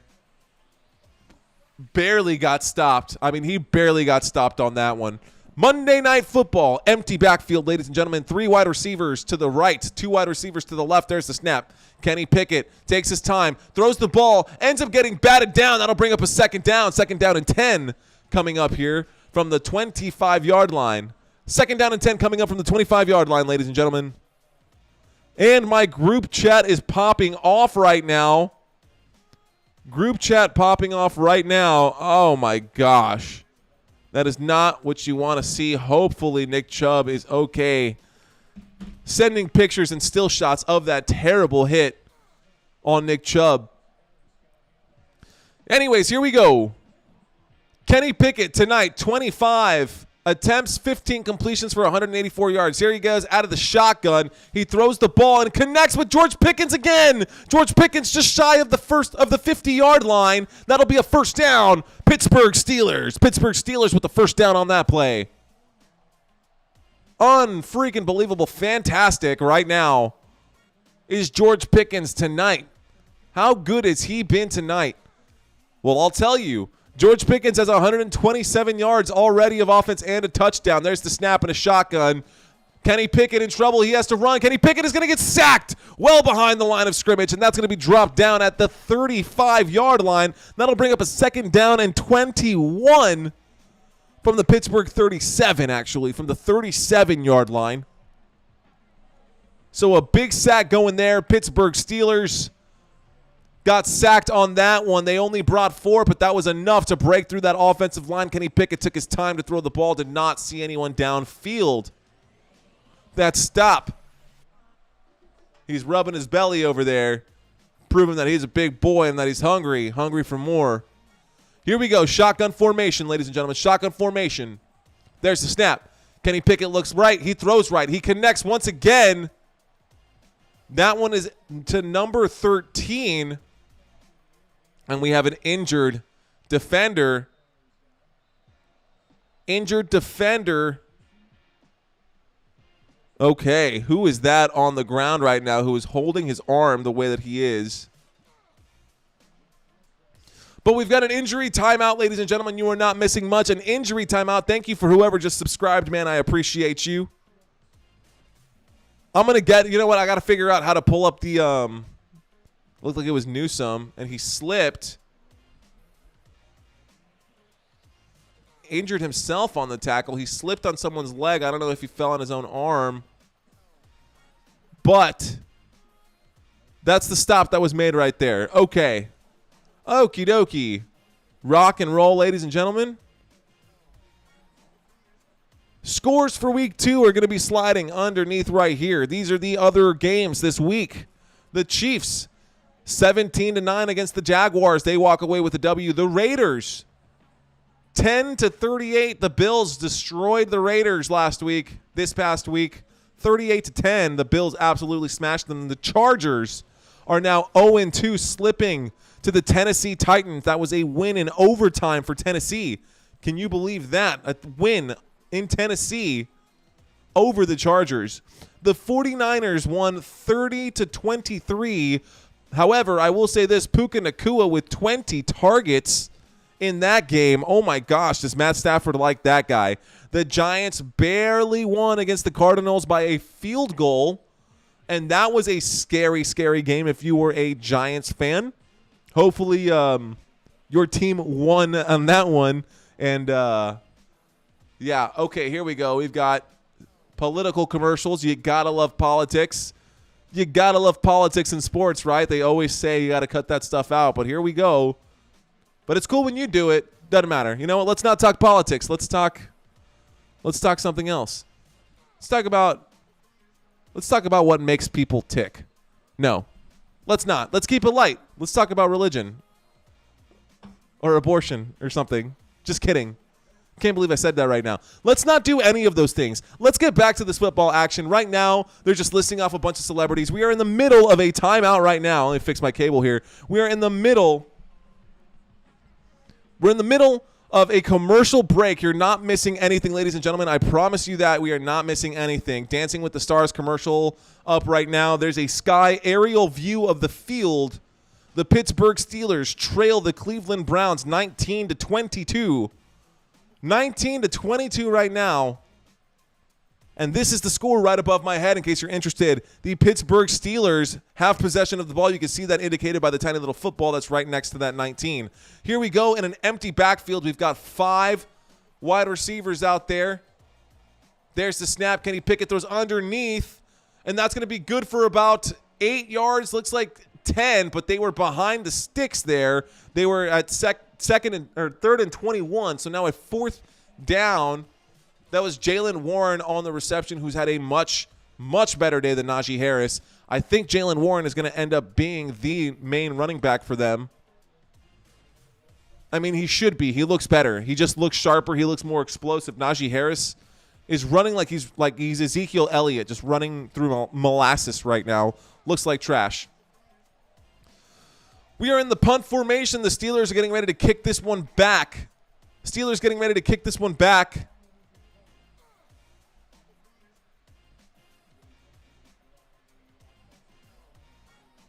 And someone is down with their helmet off. Roberts for the Steelers is just down on one knee right now. Jose Hernandez, rock on. Thank you so much.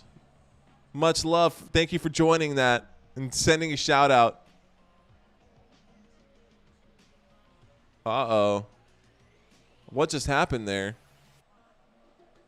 From the punt team, he just got down on one knee. So, no play has happened, ladies and gentlemen. We are still waiting. It's a 4th down and 6. And Roberts, number 50 from the punt team, is coming off the field right now. Don't know what happened to him. He might have just passed out or close to passing out. Landon Roberts. Tonight, 2 tackles. You don't want to see a Landon Roberts going down. Oh, my gosh. Uh-oh. In case you're interested, Landon Roberts was the 6th round pick in the 2016 draft, but he has played in the NFL for quite some time. This is his 7th year right now in the NFL. He was drafted originally by the New England Patriots, came out of Houston, 6'1", 238 pounds. He's definitely a good force to have. He is the 2nd right inside linebacker. But let's see what that issue is. They're not going to say just yet. There's the snap. There's the punt. The punt is up. The punt is out. And that is going to be all the way back. That is going to be dropped inside the end zone. So that will start this drive at the 20-yard line. Push them too far back. So now at the 20. At the 20. Trying to keep myself up. I think I'm crashing from my coffee earlier. We are almost into that 4th quarter, ladies and gentlemen. Sunday, October 1st is that London game at 9:30 a.m. Eastern time, so 8:30 a.m. Central Standard Time. That'll be exclusively on ESPN+. And this game is ESPN on ABC, a bunch of Disney channels. I don't know why they just don't say Disney. There's the snap and a handoff. Oh, my goodness. That is going to be a handoff to the wide receiver who was standing in the shotgun formation for the Cleveland Browns. That one was to Elijah Moore. So Elijah Moore on a handoff on a running play. I mean, this guy is definitely a gadget guy. Elijah Moore with a running attempt right now. Here we go. Empty backfield, 5 wide. Shot. There's the snap. Deshaun Watson takes his time. He's in the pocket. Risking a holding call. Deshaun Watson rushing forward and getting that 1st down and then some. 1st down, Cleveland Browns. And so the Browns will continue to hold their 3-point lead. The Browns continue to hold their 3-point lead right now. And that's going to bring up a 1st and 10 on the Cleveland Browns 37-yard line. So now they're up to the 37. They've made 17 yards of progress. Shotgun formation. There's the snap. Fakes the handoff, throws out to the right, and that is an incomplete pass intended for Donovan Peoples-Jones on the right side. Deshaun Watson looking like he's getting some kind of frustrated. Don't know why, buddy. You haven't been doing very well yourself. You got a fumble and an interception, and you've only completed 11 of your 23 passes, so don't look at everyone else when you're playing like trash. Okay. 107 yards, 1 interception, 1 touchdown, 1 fumble, so got 1 everywhere. 9 fantasy points tonight. He's waiting for the snap. There's the snap in the shotgun formation, and he throws and completes that play. That is to Amari Cooper, but it's not going to be a first down. That'll bring up a 3rd and 3 on the Cleveland 44-yard line. So the Cleveland Browns on the 44-yard line trying to get up past midfield. That's going to bring Deshaun Watson's total count to 114 yards. He's completed 50% of his passes. Not great. He actually did better in the rain last week in Cleveland. Can he get that up past 50%? He's going to need to start completing some passes and putting passes in the right spots in the right windows. So now lined up in the backfield with him is not Nick Chubb, but number 88, Harrison Bryant. There's the snap. Deshaun Watson looks to the left, and he throws to the left, and he does connect with, looks like Bell again, David Bell on that catch right there. Interesting that they put the tight end as the running back to go with him to the right in that shotgun formation. But good throw, good catch, good route ran right there, able to get out almost to those outside hashes, but enough space to make the catch and not fall out of bounds like has been happening the whole time for Elijah Moore.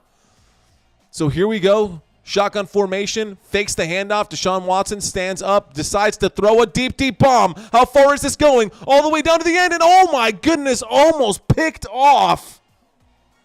Almost picked off by Wallace on that one. That should have been a clear interception. It went right through his fingertips. No catch there from the defense. No catch there from the defense.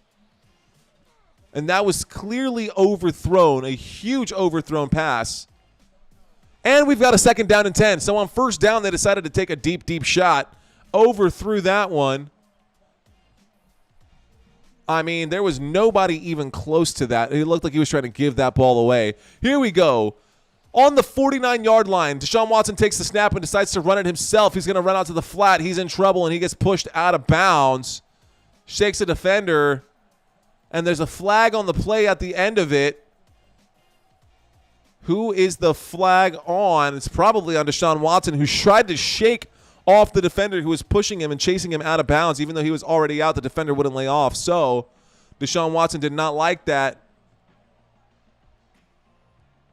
And you got to stand up for yourself in this league. Let's see who the foul is on. Deshaun Watson with the stiff arm, but he ended up hanging on to the helmet.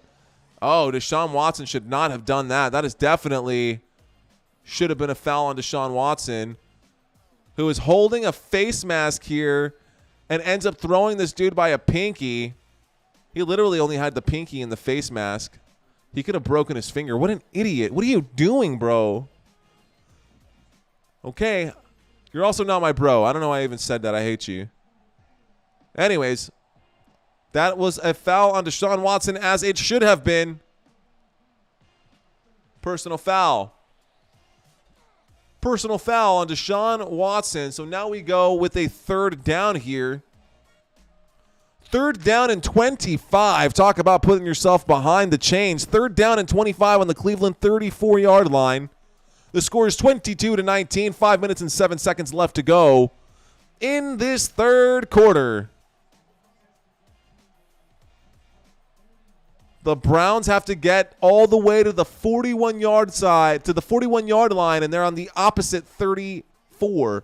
So there's the snap. Deshaun Watson stands there and throws underneath to Jerome Ford, who's going to run around and try to break some tackles, gets all the way up to the 47, but he doesn't cross midfield, so that's going to bring up a 4th down, and the punt unit will definitely come out on this one. So we've got ourselves another punt situation. We've got another punting situation coming up here in just a second. Thank you guys so much for watching this channel. I know you've got a ton of other options out there on YouTube, and I'm sorry. I do apologize for not being able to actually show the full-on game, but I'm going to bring you the next best thing, which is sports radio. So hopefully this plays as sports radio for you and doesn't bug you too much.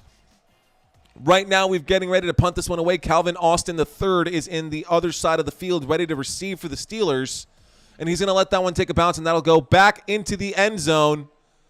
And we're going to start this drive from the 20-yard line. This drive starting from the 20-yard line. 1st and 10. Pittsburgh Steelers coming right back out for offense. If this is your first time checking out Football Nation, we do this every Thursday, Sunday, and Monday. All primetime games. And on Sundays, I do double headers. So even on Sundays, I'm covering 2 games for you guys. Hopefully you guys enjoy this feed. Hopefully you guys enjoy my content. If you do, all you got to do is hit that like button. Consider subscribing to my channel. You can check out a bunch of my other shorts and a bunch of the other content that I've come up with over this past offseason. This is my first year on YouTube, believe it or not, at least producing content. I've been on YouTube for a while, but I haven't been producing content till this year. This is my first year producing content, and I hope you guys like the product that I'm putting out there and the service that I'm providing for you. Here we go. Single back formation. We have motion in the backfield. Kenny Pickett takes the snap, and he hands that off to Najee Harris. Najee Harris runs out to the left, and he breaks a tackle. He gets up past the first down, up to the 30, out to the 40, and he's going to be dropped at the 40-yard line. We got a first down for the Pittsburgh Steelers. Najee Harris with his first big run of the day. That one went for 21. 21 yards from Najee Harris. Definitely needed that to keep his average up. He's got 7 rushing attempts and 25 rushing yards today. Not great. On the ground, rushing for the Pittsburgh Steelers, only 33 rushing yards. Ooh, he got his hair pulled on that one. Najee Harris had his hair pulled. I mean, here we go. There's the snap in the shotgun, and that's another handoff to Najee Harris, who's going to not. Oh, he's going to run the other way, and here he comes going the other way. He looks slow, but he's still making progress. Up past the 50, up to the 40. Wow, Najee Harris looked very slow after having a ton of space to run the other way. We do have a first down for the Steelers. But when you look at that play, he looks way, way slower. I mean, yeah, that was not that was a great play. Sorry, let me give it credit where it's due. Najee Harris saw the problem. He broke a tackle. He started running the opposite way. But the way that he's running, he's looking like he weighs 300 pounds. Single back formation. Jaylen Warren is back out there. There's a snap and a handoff to Jaylen Warren, who's going to run forward and fall forward for about 3 yards. Jaylen Warren has not done much on the ground, but through the air, Jaylen Warren has 4 receptions for 66 yards. On the ground, he has an additional 12. But through the air, Jaylen Warren has broken free a few times and made some moves. So here we go. 2nd down and 7. 2nd down and 7 coming up right here. The Pittsburgh Steelers across midfield on the 39-yard line, and that's a handoff to Calvin Austin.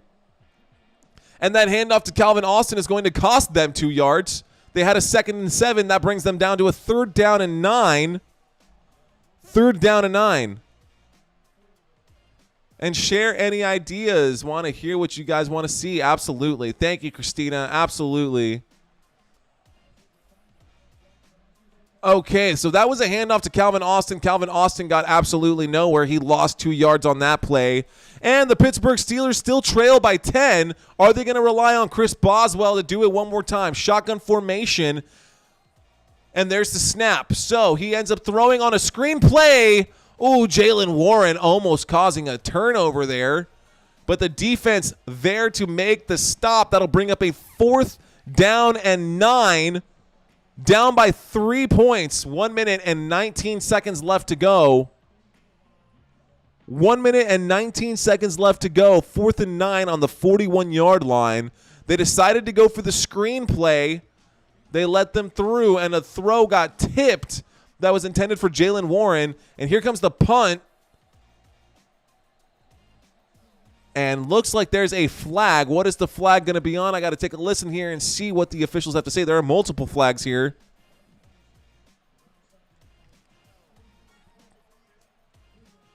Okay, before the ball was kicked, before the ball was snapped, there was a timeout called. So we got a timeout right now, 4th down and 9. Cleveland Browns decided to take a timeout. Maybe they're going to give Mike Tomlin a second to think about it. Don't know why they would want to do that, but maybe they just need a second to think about it themselves.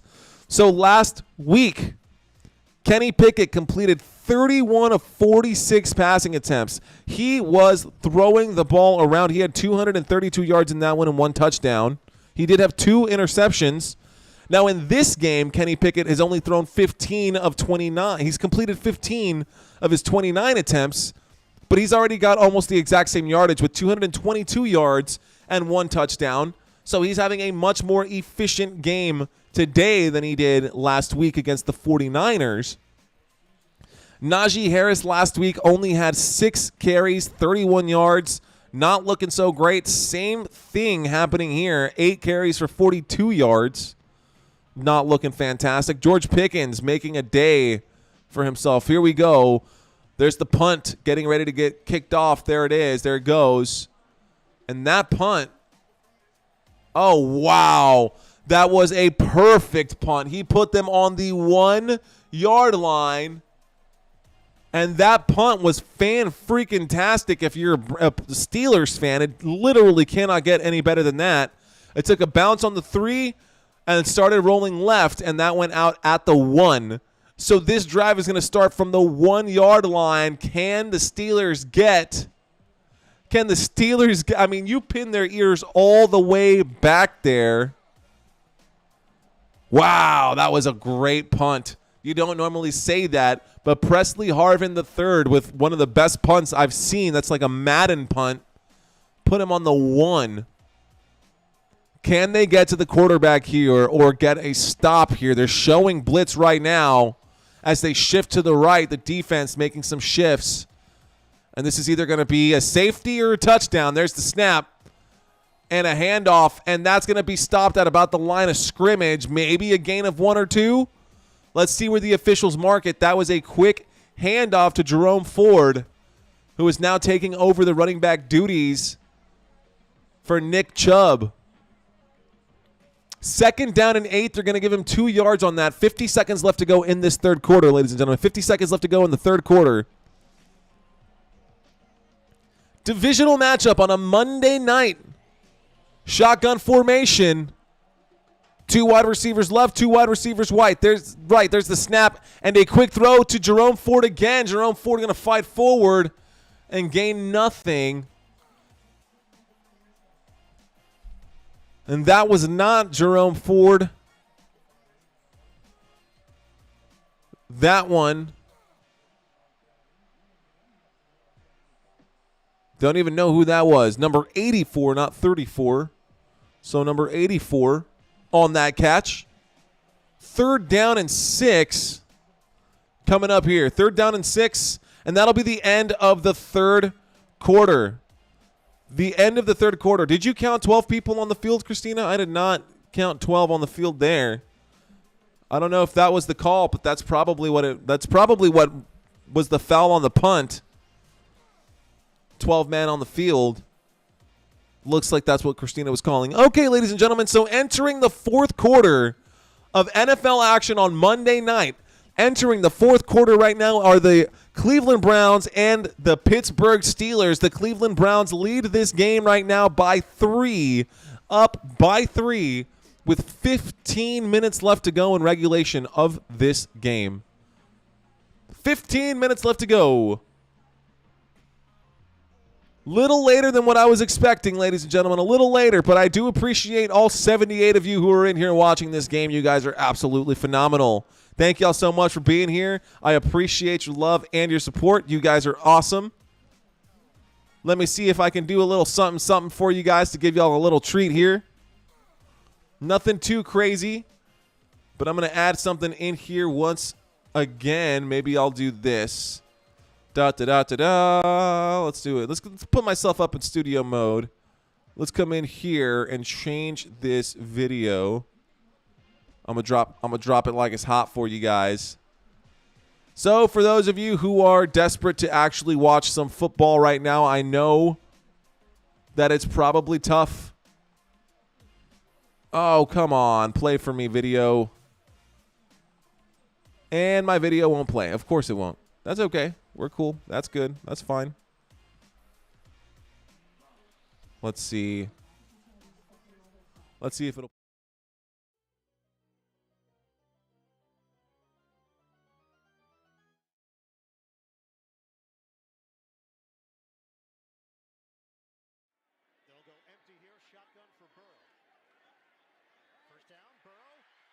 avoids the sack initially, and he's brought down. A recurring theme in 2021. Cam Hayward. Week 1 victory for Pittsburgh.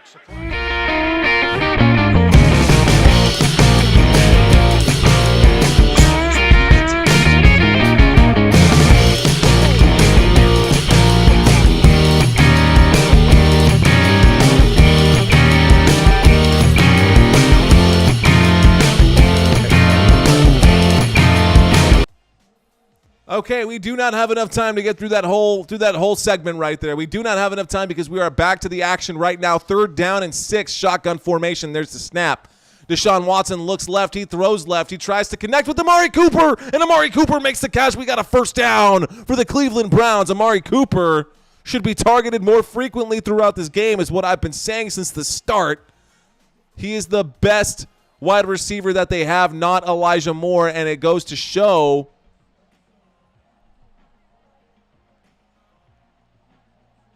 Yeah, he made both feet down. Yes, they're showing that highlight once again. Amari Cooper making a hell of a catch on that one. Oh, my gosh. And they're going to challenge the call again. Mike Tomlin wasting everybody's time right now. I was hyping you up, Mike Tomlin, and now you're going to give me this shit? All right. Okay. I think now in the 4th quarter, it is okay to start dropping some more adult language. If your kids are still awake, I'm not judging. I'm just saying it's probably bedtime. I mean, it looked like that was a good catch. Both hands on the ball right there. Yup, ball does not move. Both feet come down. I mean, I think that's a catch, man. I don't know what they're going to say. I would rule that as a catch. That is a very close call. I don't know if it's enough to overturn the call on the field right now. But this is what I'll do in the meantime. I don't have everybody's birth dates right now. But in 2 days, strong safety Grant Delpit, it will be his birthday for the Cleveland Browns. Earlier this month in September, it was Zadarius Smith's birthday as well, number 99, the right defensive end out of Kentucky College, the 4th round draft pick in the 2015 draft. Another September baby on this team is actually Jerome Ford, who just turned 24. Jerome Ford turning 24, birth date of September 12th. Man, it's crazy to see these athletes being born in like 1999 and 2000 and just like absolutely destroying the league and making so much money on top of it too. And Deshaun Watson is the last September baby born on this team, at least with the rosters that I have as far as the starters go. Patrick Mahomes did just have a birthday yesterday as well. A few other players also having birthdays throughout the month. And as I do my streams, I'll be sure to update you guys on those because I think it's pretty fun to talk about birthdays. Happy birthday to everyone, including my beautiful sister. Today is her birthday. Happy birthday to you. I don't know if you're watching this stream or not. It doesn't matter. I love you. Thank you so much for being the coolest sister that anybody could ever ask for. So much love. Happy birthday to you. Brother's birthday was last week.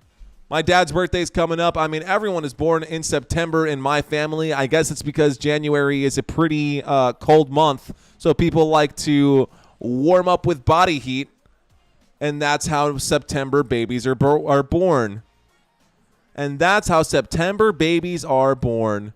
So for those of you who missed my fun fact earlier today, a fun fact about the Pittsburgh Steelers here. During World War II, the Pittsburgh Steelers and the Philadelphia Eagles merged to make a team called the Phil Pitt Steagles. Not officially, they were called the Phil Pitt Combine. That was due to player shortages during World War II. So during World War II, there weren't enough players to make. Wow, look at that. So, okay, well, that's a fun fact. Phil Pitt Steagles used to exist. So that challenge did not go the right way, and that's going to be a handoff on that first down run to Jerome Ford, and he's going to go nowhere, and that's going to bring up a 2nd down. So Amari Cooper, that catch will stand for Amari Cooper. Amari Cooper was just being worn out by these defenders. He's getting hands all over him even before the catch. Amari Cooper winning his matchups. His yardage has been coming a lot less easily than the other side of the ball with George Pickens. Amari Cooper is fighting for his yardage, and he's actually catching the ball, unlike Elijah Moore. There's the snap in a single back formation. Deshaun Watson takes his time. He winds up, and he throws up the middle to Amari Cooper, up past the 45. He's going to be brought down at about the 46-yard line. So now we've got a first down for the Browns. First down, Cleveland. The Cleveland Browns marching forward right now, doing some good stuff on offense. Finally getting it together right now. Christina said the challenge. You thought his foot was out. The second foot, it did look like a catch. That is absolutely right. Thank you so much for keeping this chat alive, Christina. And if anybody else wants to contribute, feel free to check in there. Here we go. Shotgun formation. There's a snap and a handoff to Jerome Ford, who's going to run forward and gain about 4 yards, almost 5 yards on that play. 4 yards, almost 5 yards on that play. And we've got a second down coming up right now. Second down and 6. Thank you for the hearts. Thank you for the hearts. Second down and 6 on the 50-yard line. Single back formation. Here we go, waiting for the snap. There's the snap. There's a handoff to Jerome Ford, who's going to run up to the left and get that first down and get brought down at about the 43-yard line. So first down for the Cleveland Browns. Once again, another big first down run. And they're probably going to keep doing this to milk the clock. And as long as Jerome Ford can keep marching forward and moving the chains, he's going to be looking good. Okay, shotgun formation. 3 wide receivers to the left, 1 to the bottom of the screen. Jerome Ford tonight, 88 rushing yards, 25 receiving yards, 113 total yards, and a touchdown. There's another handoff to Jerome Ford, who's going to try to break through. Oh, if he would have just stayed on his feet, he had daylight. He's going to go down at the 36-yard line. So now we've got a second down coming up from the 36-yard line. Jerome Ford making some things happen. Single back formation. There's the snap. There's the handoff once again to Jerome Ford, who's met at the wall by the Pittsburgh Steelers, who make a big stop there. Players slow to get up. Wow. DeJuan Jones is huge. How do you guard a dude like that? He's playing basketball out there. He's got like 150 pounds on people, and he's dunking. Like, he's an athlete for sure. Huge dude. So there's the snap and a handoff to Jerome Ford, who runs up the left side. Goes up forward, gets to about the 30-yard line. Looks like they'll mark him at the 29. There's a flag on that play.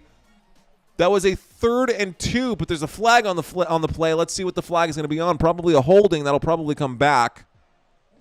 Yes. Holding on the offense, number 55. Repeat, 3rd down. Holding on the offense, number 55. Repeat, 3rd down. There was the snap. There was the handoff. Let's see if that hold was actually a hold. I mean, I don't know if I like that as a holding call. But whatever, I'm not the official out there right now. And it is starting to get loud in Pittsburgh. Starting to get loud in Pittsburgh.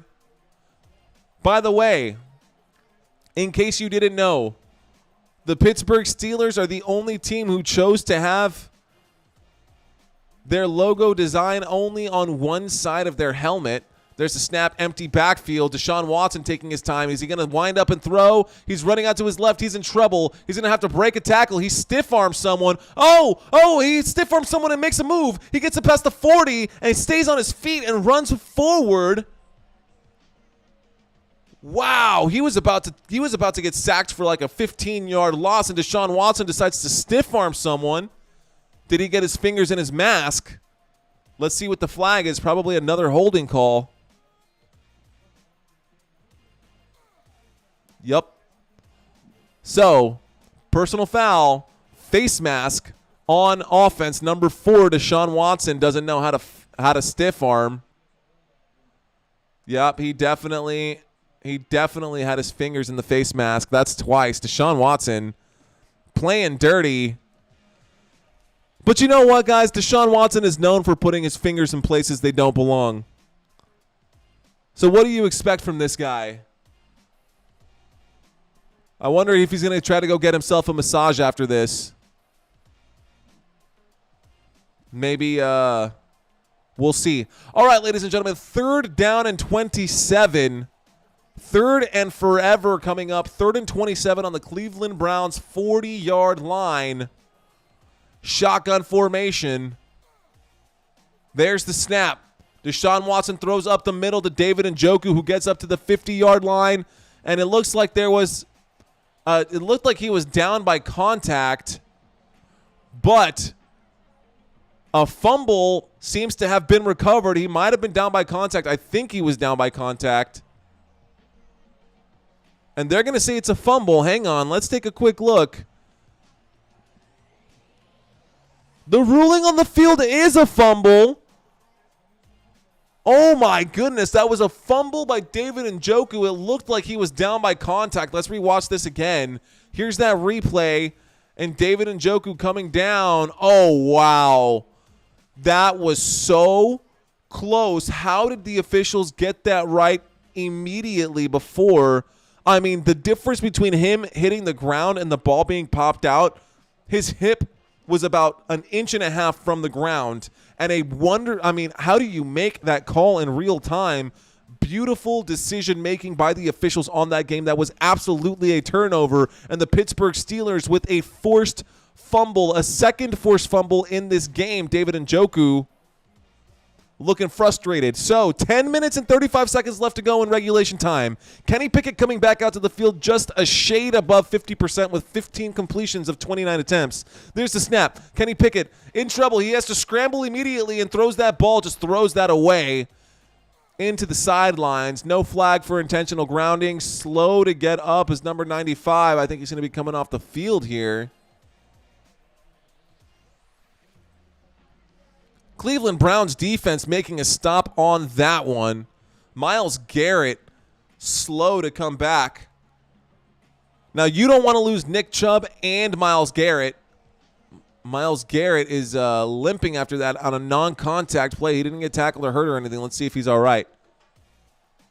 He is still all right. He's in on this play. They're going to bring 4, and that's a handoff to Najee Harris. Najee Harris is going to get blown up and stopped at the line of scrimmage. A tackle for a loss, and the Cleveland Browns are making a stop on defense.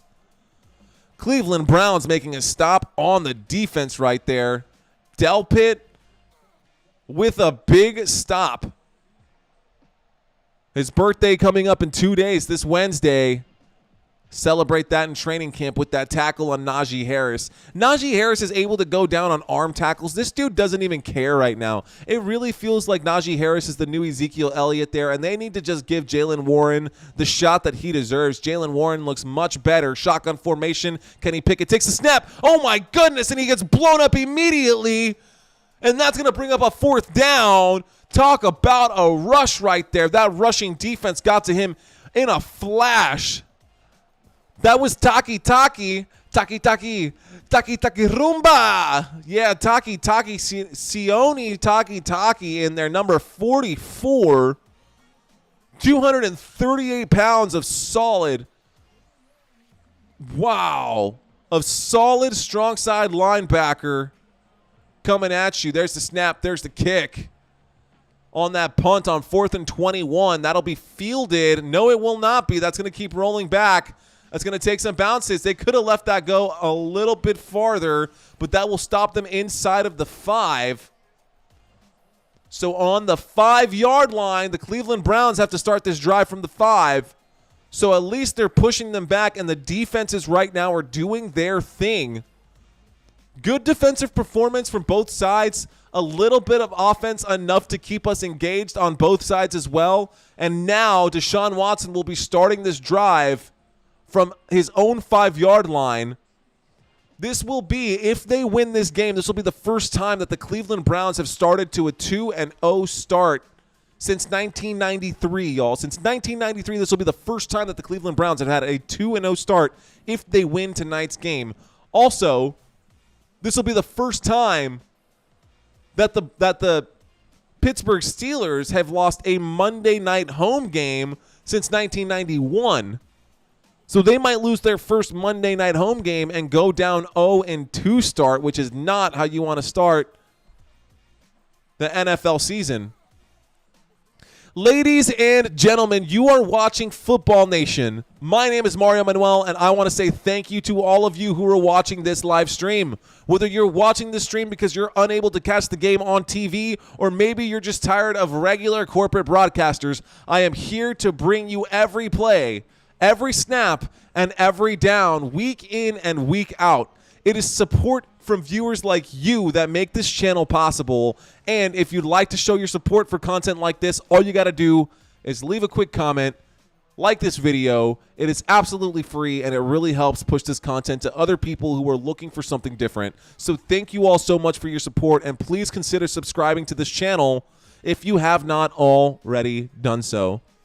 So here's a fun fact about the Cleveland Browns, ladies and gentlemen. While we are in this commercial break, you are not missing anything. Since 1987, the Cleveland Browns are the only NFL franchise to hold the first overall selection in the NFL draft in 2 consecutive years. Not only that, they're the only team in the NFL that has had a first overall selection in the NFL draft in back-to-back years, and they've done that twice. So, yeah, the Cleveland Browns have been pretty freaking bad over the past few years. But tonight, and yes, last week, they've been looking pretty freaking good. Now, I don't know what the future looks like for the Browns without Nick Chubb. Probably not very bright. As a matter of fact, even if they win this game, there's going to be a dampened celebration surrounding that, because Nick Chubb was the engine that drove this Browns team. But here we are, 9 minutes left to go in the fourth quarter. Single back formation and a handoff to Jerome Ford, who gets blown up behind the line of scrimmage, and he's going to lose 3 yards. That'll put them on the 3-yard line. So 8 minutes and 50 seconds, and the clock is ticking. And the clock is ticking. I'd like to see the Browns get at least 3 points so that we can have a decision winner on whether or not this is going to be an overtime game or not. I'd rather it not go to overtime. Some games I would love to see overtime. Other games I do not. If it's the Cowboys and we're trailing, I would love to see overtime. But if it's any team, there's the snap, there's a throw. Oh my gosh, Deshaun Watson overthrowing Amari Cooper on 2nd and 13, and now we're facing a 3rd and 13 right now. 3rd down and 13 coming up right now. Total offense for the Cleveland Browns, 356 yards. Total offense for the Pittsburgh Steelers, 251. Here we go, ladies and gentlemen. 3rd down and 13, 8 minutes and 18 seconds left to go in this quarter. Clock was stopped after that incomplete pass. 10 seconds left on the play clock. Empty backfield, 5 wide. Deshaun Watson standing in his own end zone. There's the snap. Deshaun looks left. He throws left. He's going to connect with someone. And finally, Elijah Moore is there to make a catch on the sideline. Elijah Moore not been having much success on the sidelines there, only making catches inside the hashes, really. But Elijah Moore was wide open. It looks like they gave him some space, considering the fact that he has had so many targets and unable to come down with it. That was only his 2nd catch of the game after seeing the ball 7 times thrown his way. Only his 2nd catch of the game. So, single back formation. There's a handoff to Jerome Ford, who's going to run to the left and get up back to the line of scrimmage, maybe gain a half a yard on that. And Elijah Moore's going to, the running back Jerome Ford is only going to gain about 1 yard on that one. That'll be a 2nd down and 9, ladies and gentlemen. 2nd down and 9 on the Cleveland 20-yard line. Fourth quarter action. The clock is going to continue to tick. I've got 7 minutes and 24 seconds and counting. This clock is rolling down. 2nd down and 9. Deshaun Watson in prime time. Single back formation. The Browns playing without Nick Chubb. Waiting for the snap. 4 seconds left on the play clock. There's the snap. There's a fake handoff, and Deshaun Watson is going to fumble the ball, and they're going to recover. The Steelers are going to go back for a scoop and score. That is 6 points for the Pittsburgh Steelers. Deshaun Watson sacked, strip sack, fumble, and the Pittsburgh Steelers have a touchdown on defense, their 2nd defensive touchdown. Oh, my goodness. Oh my gosh, wow, unfreaking believable. Highsmith with a second touchdown of the game. 2 touchdowns. That might have been TJ Watt who scooped that one up with the strip sack. Wow, yup, boom. And TJ Watt picked that one up and brought it back to the house. Highsmith made the tackle, forced the fumble. And TJ Watt, the monster in the middle. Wow, fan-freaking-tastic defensive play by the Pittsburgh Steelers. If you're a Steelers fan, your team is now up by 4, which means that the Browns have to score a touchdown to have any chance. A field goal will not do it. 6 minutes and 58 seconds left to go, and the Steelers are freaking hyped right now. And that was incredible to watch. That was really, really good. Wow. They were trailing for quite some time. This defense for the Pittsburgh Steelers has saved them time and time again. Terrell Austin's defense, unfreaking believable. They have not needed Kenny Pickett to even be that good. Just protect the football. Wow, that is what, their 3rd forced fumble and an interception. They forced 3 fumbles, y'all. They forced 3 fumbles and got 2 touchdowns on defense. Number 1 player of this game right now is absolutely the defense of the Pittsburgh Steelers. That is TJ Watt's first career defensive touchdown. If you can believe that. TJ Watt with a touchdown on defense. And all his time in the NFL, that's his first defensive touchdown. Can you believe that? First round pick in the 2017 draft, pick number 30 overall. TJ Watt out of Wisconsin, 6'4", 252 pounds. And they definitely blitzed the linebacker in there to make that stop. So here comes Deshaun Watson once again on the 25-yard line. 6 minutes and 58 seconds left to go. Can the Steelers hang on to this lead, or is this going to be a drama-filled game once again? 4 turnovers for the Cleveland Browns, 3 of which are fault of Deshaun Watson. 2 fumbles and an interception. 2 fumbles and an interception by Deshaun Watson. And the terrible towels are coming out right now. In case you didn't know, the terrible towel is that yellow towel that they spin around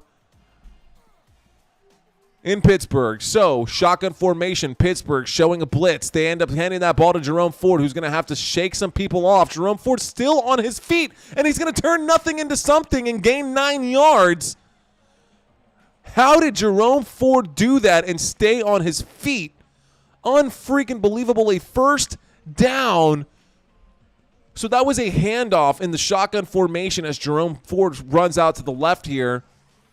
He's going to break 1 tackle. He's going to stutter step, stiff arm a 2nd tackle. And then everyone thought he was going down, but he ended up going forward and climbed the ladder on the left-hand side, gaining the full 10 yards. So now we've got a first down for the Cleveland Browns, and the Cleveland Browns are going to try again to take this lead.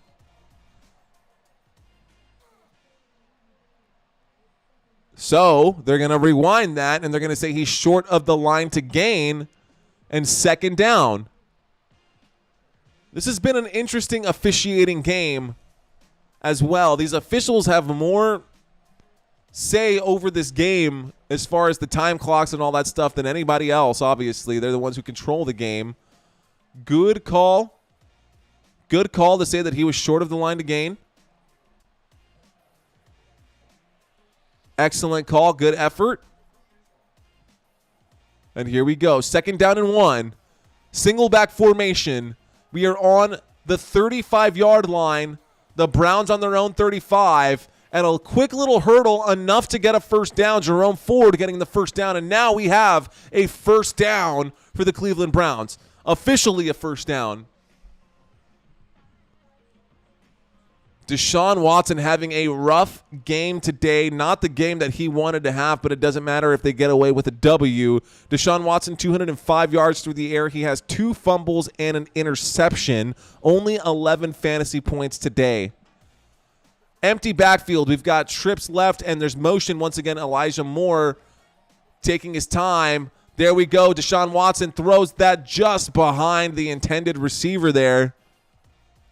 And that's going to bring up a second down and 10. 5 minutes and 33 seconds left to go. The clock will stop after that incomplete pass. So the clock stopping after that incomplete pass.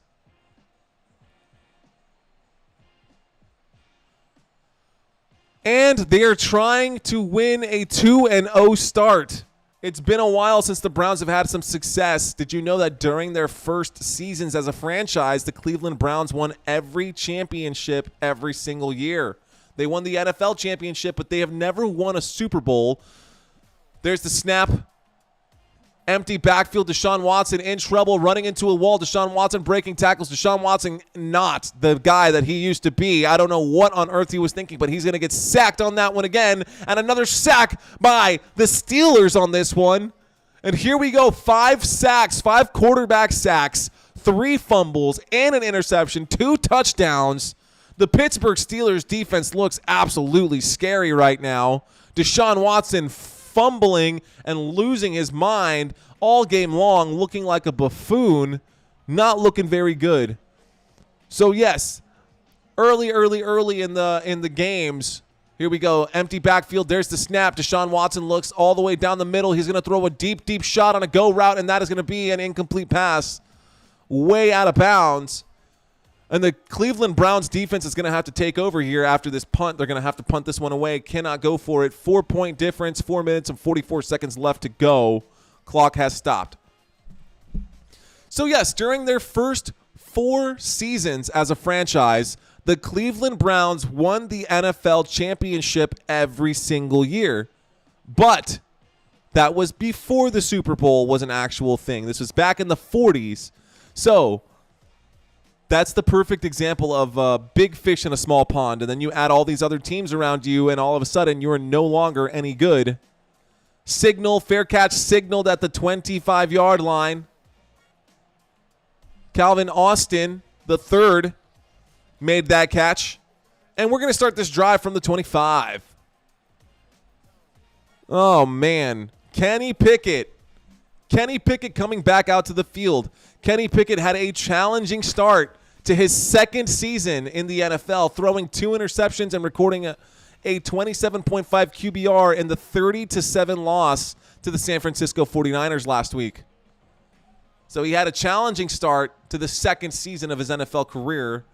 But this game right now, he seems to be doing all right. Here we go. Najee Harris lined up to the left of him, shotgun formation, and a handoff to Najee Harris, who goes forward for about 1 yard on that play. Now, despite the setback last week against the 49ers, Pickett's teammates and the Steelers coaching staff continue to express confidence in Kenny Pickett's potential. He was even named the team captain before the regular season this year, a title that took Ben Roethlisberger 5 years to achieve. Ben Roethlisberger did not become a team captain of his team until he was a quarterback for 5 years with the Pittsburgh Steelers.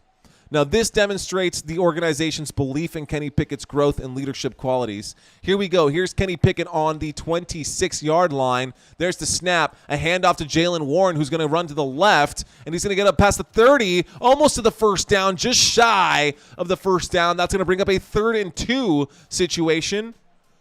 On the other side of the 35, looks like to the 38. Actually, that's going to be about to the 30. Yeah, after that break to the 33-yard line. So he'll be down at the 33-yard line. They need to get to the 35. They're going to put him at the 34. They got to get to the 35 to get a first down. And a first down here might make things kind of tricky. They need to get a stop. Myles Garrett needs to stop Kenny Pickett on this one. 11 for 11 on 3rd and 4. 3rd down and 4th down. And spoke too soon. Kenny Pickett trying to make the move. That'll bring up a 4th down and likely a timeout to come so that they have some time. The punt team is going to come out here. Oh, man, you can see the frustration in the Steelers fans right now. That should have just been a handoff to Najee Harris. I don't know why Kenny Pickett decided to hang on to it. And a good stop by the Cleveland Browns defense, who trailed by 4. Ladies and gentlemen, the offset of the score, this being a 4-point game,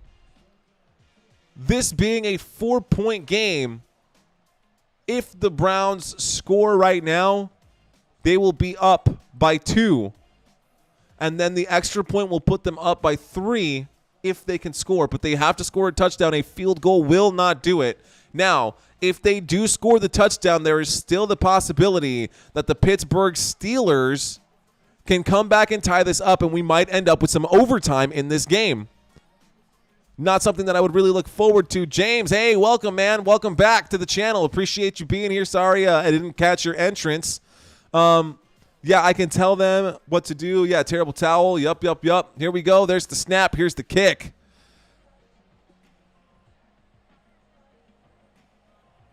That's going to be fielded and signaled for a fair catch at the 25-yard line, guys. Adopted mom as Doug Brown from Cleveland. He's one of the Cleveland Browns. Hey, man, that's cool. So I'm guessing that you're a Cleveland Browns fan tonight. Well, let's see what happens, James. Let's see what happens in this game moving downfield for the rest of this. I have a question. How long does a player's hands have to be on another player before it's considered holding? It's not so much hands being on the player. It's if their feet get beat, they're going to cheat, and they're going to end up hanging on to a player once they get past them. You need to stay in front of the opposing player, and as long as your feet are moving, you can have your hands on their pads. But if they get past you, there's the snap, empty backfield, and that's going to be blown dead. Likely a false start on the offense. Let's see what they have to say. Yes, sir, false start, offense, number 79. Again, DeWand Jones, the rookie. So DJ on that side having some troubles. Offensive line struggling a little bit. DeWand Jones is the right tackle. I mean, the guy's only 22 years old playing in the NFL. He's a young guy. I mean, he is a rookie, a 4th-round pick. So not, he doesn't have the experience yet. But he is there making a block and holding someone back for Deshaun Watson as he connects once again with Bell. David Bell, number 18, with multiple catches today, not who I was expecting to have all those catches. Here we go. 2 minutes and 49 seconds left to go, guys. This game is coming down to the wire. 2 minutes and 49 seconds. We've got a 2nd down and 8 situation coming up right here. Guys, if y'all are watching this right now and y'all are just checking in for the first time, please like this channel. Hit that subscribe button. Really appreciate it if you did. Here we go. We got to get to 1,000 subscribers before the end of this football season, and I can't do it without you guys. So there's the snap, and there's a throw, and that's connected to Amari Cooper, and Amari Cooper's going to run forward and gain 7 yards on that one. That'll bring up a I don't know if they're going to give him the first down. They might give him a first down on this one. It should be short.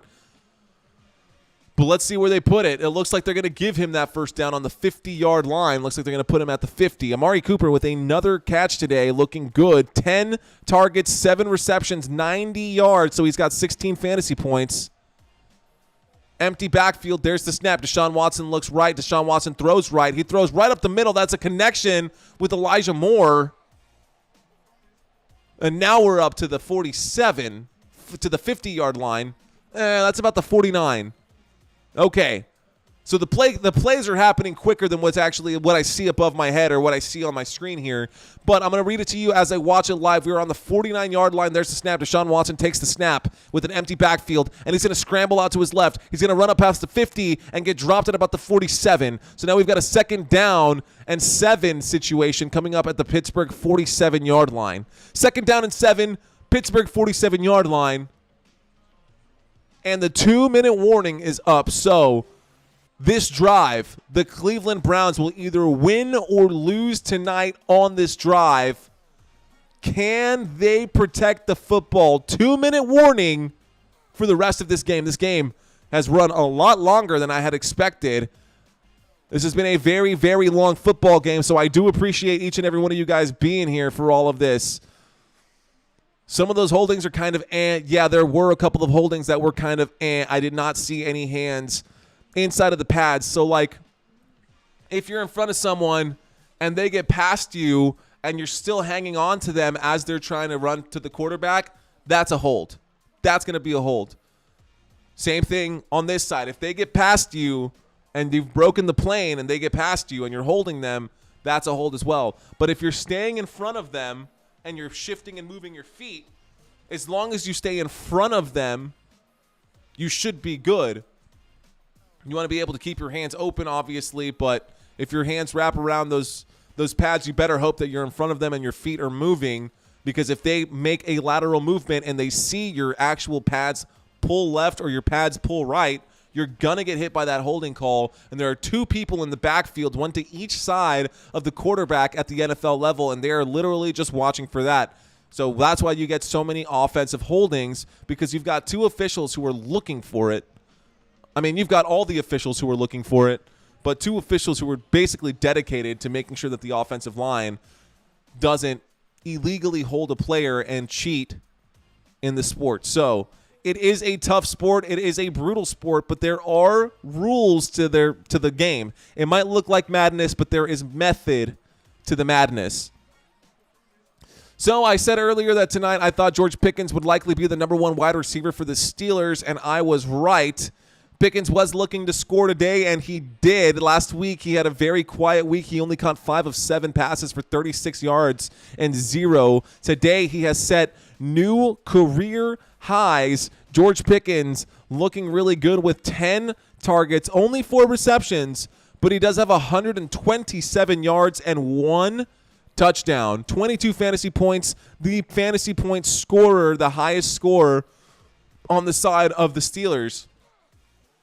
Now, the Cleveland Browns, their highest scoring offensive player right now is Jerome Ford. Actually, I would think that I haven't seen the actual score of the defense for the Steelers, but I bet they've got way more points. They've got to have almost 30 or more. I mean, they've had a fantastic 2 touchdowns, 4 sacks, 5 sacks, 2 fumbles, and 4 fumbles and an interception, 3 fumbles, and just ridiculous. So here we go, shotgun formation. And once again, Deshaun Watson is in trouble. He throws an awkward-looking pass, and that's going to bring up a 3rd down and 7, and they're going to have to go for it because a punt is not going to help them, and a field goal is not going to help them either. So in this 3rd and 7 situation, what do you do? So in this shotgun formation on this play on 3rd and 7, that's where we find ourselves at right now, ladies and gentlemen. Thank y'all so much for watching this live stream. You guys are awesome. Can we get to 760 before the end of the day? 2 minutes left. Shotgun formation. Deshaun Watson takes the snap. He looks to the right. He gets in trouble, and he's about to get sacked. He shakes the tackle, and now he's running out to the right. And oh, my goodness, Deshaun Watson got blown up. Number 37 said, "You are not getting away." Riley in to take his legs out. "Not in my house," said the Pittsburgh Steelers there, and Riley was there to blow him to bits. Wrapped his legs up, and now on 4th down, they're going to have to go for it. They're going to have to go for it on this one. Oh, no. It's going to come down to the wire now, ladies and gentlemen. It's coming down to the wire for sure. Deshaun Watson gets smashed at the 50-yard line. So here comes a 4th down and 10 situation, 4th down and 10. 2 empty backfield, actually. Deshaun Watson in trouble. He throws. That looks like it's going to be to Donovan Peoples-Jones, and that is going to be out of bounds. No flag on the play. And that should just about do it for tonight's game. The Pittsburgh Steelers are going to win this divisional matchup. And the Browns still cannot get a 2-0 lead. That is going to be it, ladies and gentlemen. They're going to kneel this one. There's no need to even call the timeout if you're the Cleveland Browns, unless you just want to be a jerk, which they might. But the Cleveland Browns, oof. I mean, how is that not pass interference? How is that not pass interference? That is crazy. A very, very bad officiating game. I don't think that same officiating crew is going to get another Monday night shot. And if they do, they won't get many more. They're going to have to get it right. When the pressure is cranked up all the way, they did have some really good calls, but they also had some really bad calls in this game. And that's going to be a kneel. So a quarterback kneel. The clock is going to continue to tick. The Cleveland Browns are not going to call a timeout. They know that that's pointless. I think they want to go home. Wow, that is clearly Clearly a pass interference should have been called on against Porter, Donovan Peoples-Jones. A no call there. I mean, that's a holding and a pass interference. Unbelievable that the referees did not see that. How did you not see that? And that's a kneel, and that's going to do it. And the players will come back out onto the field, and the coaches will be shaking hands, and that is going to do it for everybody here. Ladies and gentlemen, thank y'all so much for helping me get to 761. You guys are awesome. I really appreciate the love. The final score for this Monday night game and the wrap-up for Week 2 of NFL. The Cleveland Browns 22. The Pittsburgh Steelers will win this one with 26 points, a 4-point win over the Cleveland Browns, a division rival, and the Pittsburgh Steelers are up to 1-1. And there's going to be a lot of locker room talk today about the whole Nick Chubb situation. Got to hear what they got to say in the after game here. I'm so curious to know. I hope that Nick Chubb has a speedy recovery.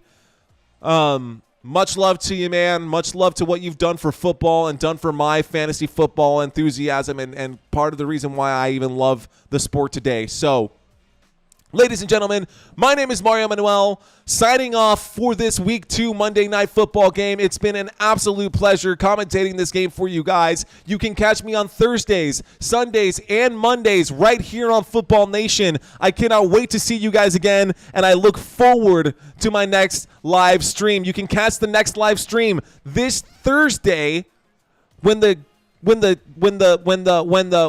me get my words together. You can catch the next live stream this Thursday when the San Francisco 49ers host the New York Giants. It has been a pleasure signing off. Y'all have a great night. I will see y'all very, very soon.